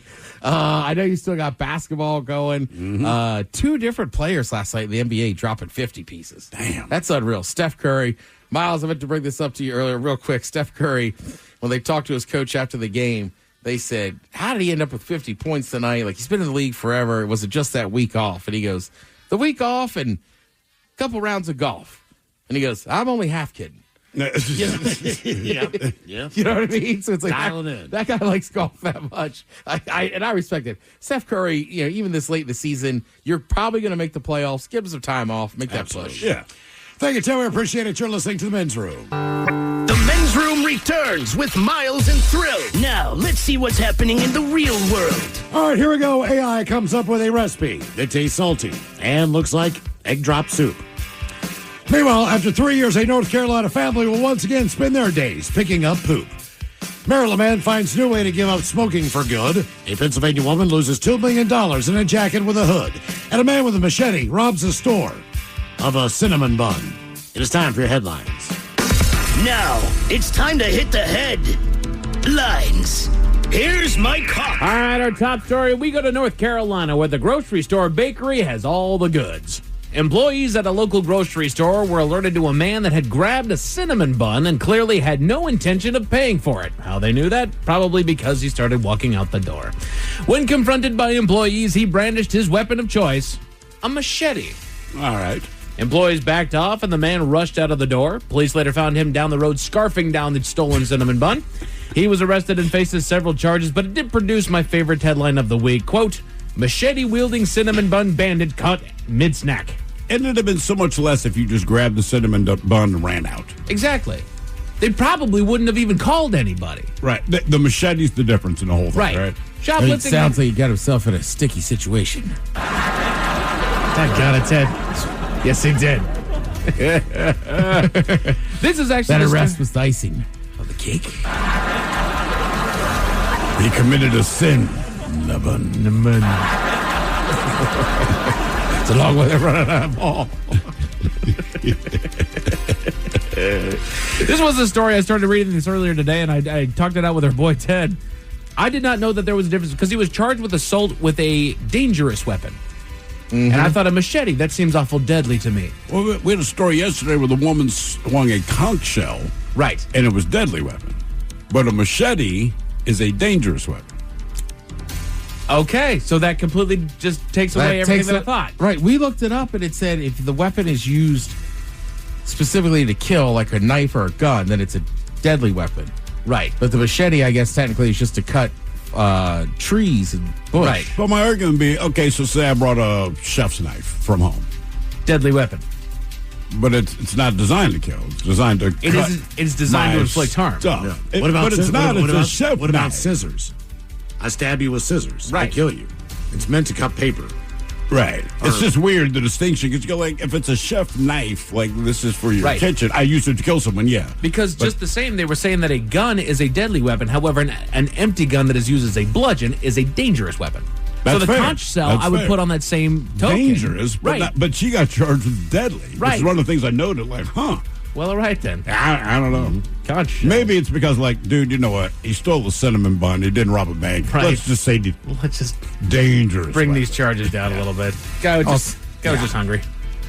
I'm with you. I'm not saying commit crime, but just walk in and grab it and leave, dude. Right. Even if they hand it to you, just walk out. Like, there's no reason to brandish the machete. They're not. They're going to ask that you don't come back. They don't want the cinnamon bun Right. back. Yeah, I'd be shocked if they even chase you down the street for one bun. They're not. In other news, you're going to get your picture taken. And it's going to be all over the front door. But in other news, a fire broke out in Annapolis, Maryland, and it was one that could have been avoided. I believe we talked about this earlier today. Firefighters got multiple calls about a fire that broke out in an apartment complex and quickly got to the scene to put out the blaze. Most everyone got out of the fire unscathed, but one resident was unfortunately consumed by it. After investigation, they determined the cause of the fire. Someone was smoking while using medical oxygen. Come on. Oh. Yeah. Damage appears to be limited to the apartment where the fire started. Like, I don't even feel bad at that point. That's probably why they're on oxygen. I was going to say, I'm a smoker, but if they put me on oxygen, I go, all right, I'll find a way to kick this habit. You'd probably go for like the vape or whatnot, something without fire. Yes, specifically that. And how many times are we going to be here? How many times am I going to read this story? We should be, all right, so we have, 8 months left in the year. How many more times? I'm going to say 3 more times we hear this story. Right. That's somebody. Oxygen tank, cigarette. Come boom. on, gang. Let's just think it through. Just stop it. All righty. The clock is ticking for a woman in Pennsylvania. She had bought herself a lottery ticket while out shopping one day, and like so many others, it seems, which, again, I don't know why, but she set the ticket aside and forgot all about it. Somehow, it came to her attention that after the drawing that she was the lucky winner of a $2.5 million jackpot. Nice. Boom. Problem is, she can't find the ticket because these people put the ticket in a drawer or in a book or in a bag or throw it in the car. You bought a lottery ticket. At this point, it's an investment. Whether or not it's going to pay off, we're about to find out. You don't buy a stock and then just, delete the app. Come on now. What's worse is that she thinks that she knows where it is. It's inside of a jacket that she donated to charity. Oh, man. Vietnam Veterans of America is the charity that now possesses the jacket and has outlets all over the place, so the jacket really could just be anywhere. So why would she tell people that? People are going to bum rush this I place. thought the same thing, If she dude. signed the ticket, it doesn't matter. If she signed the back If of the she ticket, signed it doesn't matter. It's Oh, still she hers. lost it. She No. didn't sign it. Yeah, she Yeah. put the ticket away until the drawing, and then she found out, I won. Oh, she didn't sign it. Yeah, that is Nope. a That's a $2.5 million. jacket. Yeah. There's employees at those Vietnam Veterans of America that Yeah, are you just said exactly what kind of jacket it was, where it went. I guarantee those employees are digging Look for through a that. woman's jacket. You're darn right. Every one of them. Search every doggone Yes. pocket that you Yeah. can. And you'll tell Somebody- me that an email didn't go out in that company, that division, that group, Guaranteed. Right. group email to all those people? Like, hey, Keep an eye out. Yeah. And I don't care where that thing ended up. If that, it's in Annapolis, Maryland, or rather, no, it's in Pennsylvania. Sorry, that was the last story, but it's in Pennsylvania. If that thing shows up here and I'm that employee, I'm buying a ticket to get out to Pennsylvania. Yes. I'm cashing that bad boy. Absolutely. Come on, man. So, yeah, that would have been my best kept secret. I wouldn't have gone to anybody on that. Or I'm negotiating. I want $50,000. Hell yeah. I'll bring you this ticket. I want $100,000. There you go. How about that? That's fair. Because now you've got $2.4 million. Why would you do that, though, Miles? Whatever the deal is. You got $2.5 million in your pocket. You're like, hey, I'll just take 50. Dude, look, that's not even 4%. I get that. 3%. But if you got the ticket, you're not saying a damn thing. I'm not. Yeah, but they already have the name of the woman. They already know who she is. I get that. So if I show up with her ticket, they'd be like, Look, you got the ticket. Don't figure out a way not to pay if they Yeah, you're right. You're right. Just in case those stories with the bad taste in your mouth. Thankfully, there's good news. A family in North Carolina were reunited with the family pet. Chalking the escape up to their dog's husky heritage, their beloved pooch Kaz managed to boost out of her pen and had been on the lam for some time. The family had all but thrown in the towel on bringing Kaz back home, but they finally found her listed on the local Animal Control's Animal Finder Facebook. They were elated to find out that their dog had finally been found 3 years after she had gone missing. The Animal Control office said that while they unite families with missing pets all the time, having found and brought back a dog that had been missing for 3 years was a feather in the cap. Sure. Which absolutely it would be. Good on you guys. And 3 years is probably where my line is, because I'm always that guy that, we found our cat after 10 years. Like, that's not your cat anymore. You lost that cat at a year old. So, yes, for that first year, he's very thankful that you kept him alive for that long. That cat has more time away from you than it does with you. 3 years is that's still your dog. That works. Men's Room Sports are brought to you by the fine folks at Sports on What. As Ted said earlier today, the Mariners wrapped up their series against the Tigers this afternoon after losing the first 2 games to Detroit. They kept the sweep at bay in the matinee game, winning a dramatic 3-2 score in the last seconds. They'll take tomorrow to hit the road to make for San Francisco to begin their weekend series against the Giants. As far as what you're going to watch tonight, you got more baseball on the night, as well as NBA basketball, college tournament hoops, and Kraken hockey as they're in Vancouver taking on the Canucks. Find out where and when to watch all those sports in one convenient location. It's called the Sports on What app. As far as your weather, we've got a few showers early tonight with clouds lingering around overnight, bringing temperatures down to a low of 41. Tomorrow, those clouds are still hanging around, but they're expected to break up as we move into the day with partly cloudy skies and a high right around 58. So enjoy that, everybody. That's it for headlines. With that, Mike Hawkins on. Thank you, sir. We appreciate it. Join us tomorrow. Seattle Rock Day is on. Nothing but the best from Seattle all day. Lovely Jolene's coming up next. Yes, indeed. It's all true. But in the meantime, well, we be all about this bitch. So until next time, please do what you do best. And for Aletha's sake, stay beautiful. The Men's Room has been taped before a live studio audience. Wardrobe and makeup provided by Mantastic Limited. This has been a presentation of the Men's Room Radio Network. Oh, man! A Double Flush production. What kind of programs does this school have? How are the test scores? How many kids do a classroom? Homes.com knows these are all things you ask when you're home shopping as a parent. That's why each listing on Homes.com includes extensive reports on local schools, including photos, parent reviews, test scores, student-teacher ratio, school rankings, and more. The information is from multiple trusted sources and curated by Homes.com's dedicated in-house research team. It's all so you can make the right decision for your family. Homes.com. We've done your homework. Nerds! Today's episode is sponsored by Smart Travel, a new podcast from NerdWallet. Want to travel like a savvy jet setter? No, that doesn't mean monogramming your passport. It means making smart decisions every step of your trip, which means knowing your options. Smart Travel unpacks the facts, like which booking sites actually save money, how to fly first class using points, and if that fancy travel card is a smart investment. All so you can save more on your next adventure. Follow Smart Travel from NerdWallet today and start traveling like a pro. Spring's here. Flowers are blooming, birds are singing, and allergies, yeah, they're back too. Sneezing, watery eyes, when they hit, you need a tissue fast. That's where Kleenex Ultra Soft Tissues come in. Whether you're at home or on the go, Kleenex Ultra Soft Tissues have you covered. Allergist-approved Kleenex Ultra Soft Tissues are gentle on your eyes and nose, so you can power through allergy season without missing a beat. Because while allergies are unpredictable, staying prepared is easy. For whatever happens next, grab Kleenex. The brand new Grand Casino and Shoreline is now open. Step into the action with Vegas-style table games like Baccarat, Heads-Up Hold'em Poker, Pai Gow, Blackjack, and High Card Flush. Feeling hungry? Feast on delicious Chinese, Vietnamese, and continental dishes plus breakfast favorites. Dine in or take out. And don't miss daily happy hours from 4 p.m. to 7 p.m. and 10 p.m. to midnight. Grand Casino and Shoreline off Aurora. Open daily from 9 a.m. to 4 a.m. Visit GrandCasinoGaming.com. Welcome to the Grand Experience. Now at Verizon, we have some big news for your peace of mind. For all our customers, existing and new, we're locking in low prices for 3 years guaranteed on My Plan and My Home. That's future you peace of mind. And everyone can save on a brand new phone on My Plan when you trade in any phone from one of our top brands. That's new phone peace of mind. Because at Verizon, whether you're already a customer or you're just joining us, we got you. Visit Verizon today. Price guarantee applies to then current base monthly rate. Additional terms and conditions apply for all offers.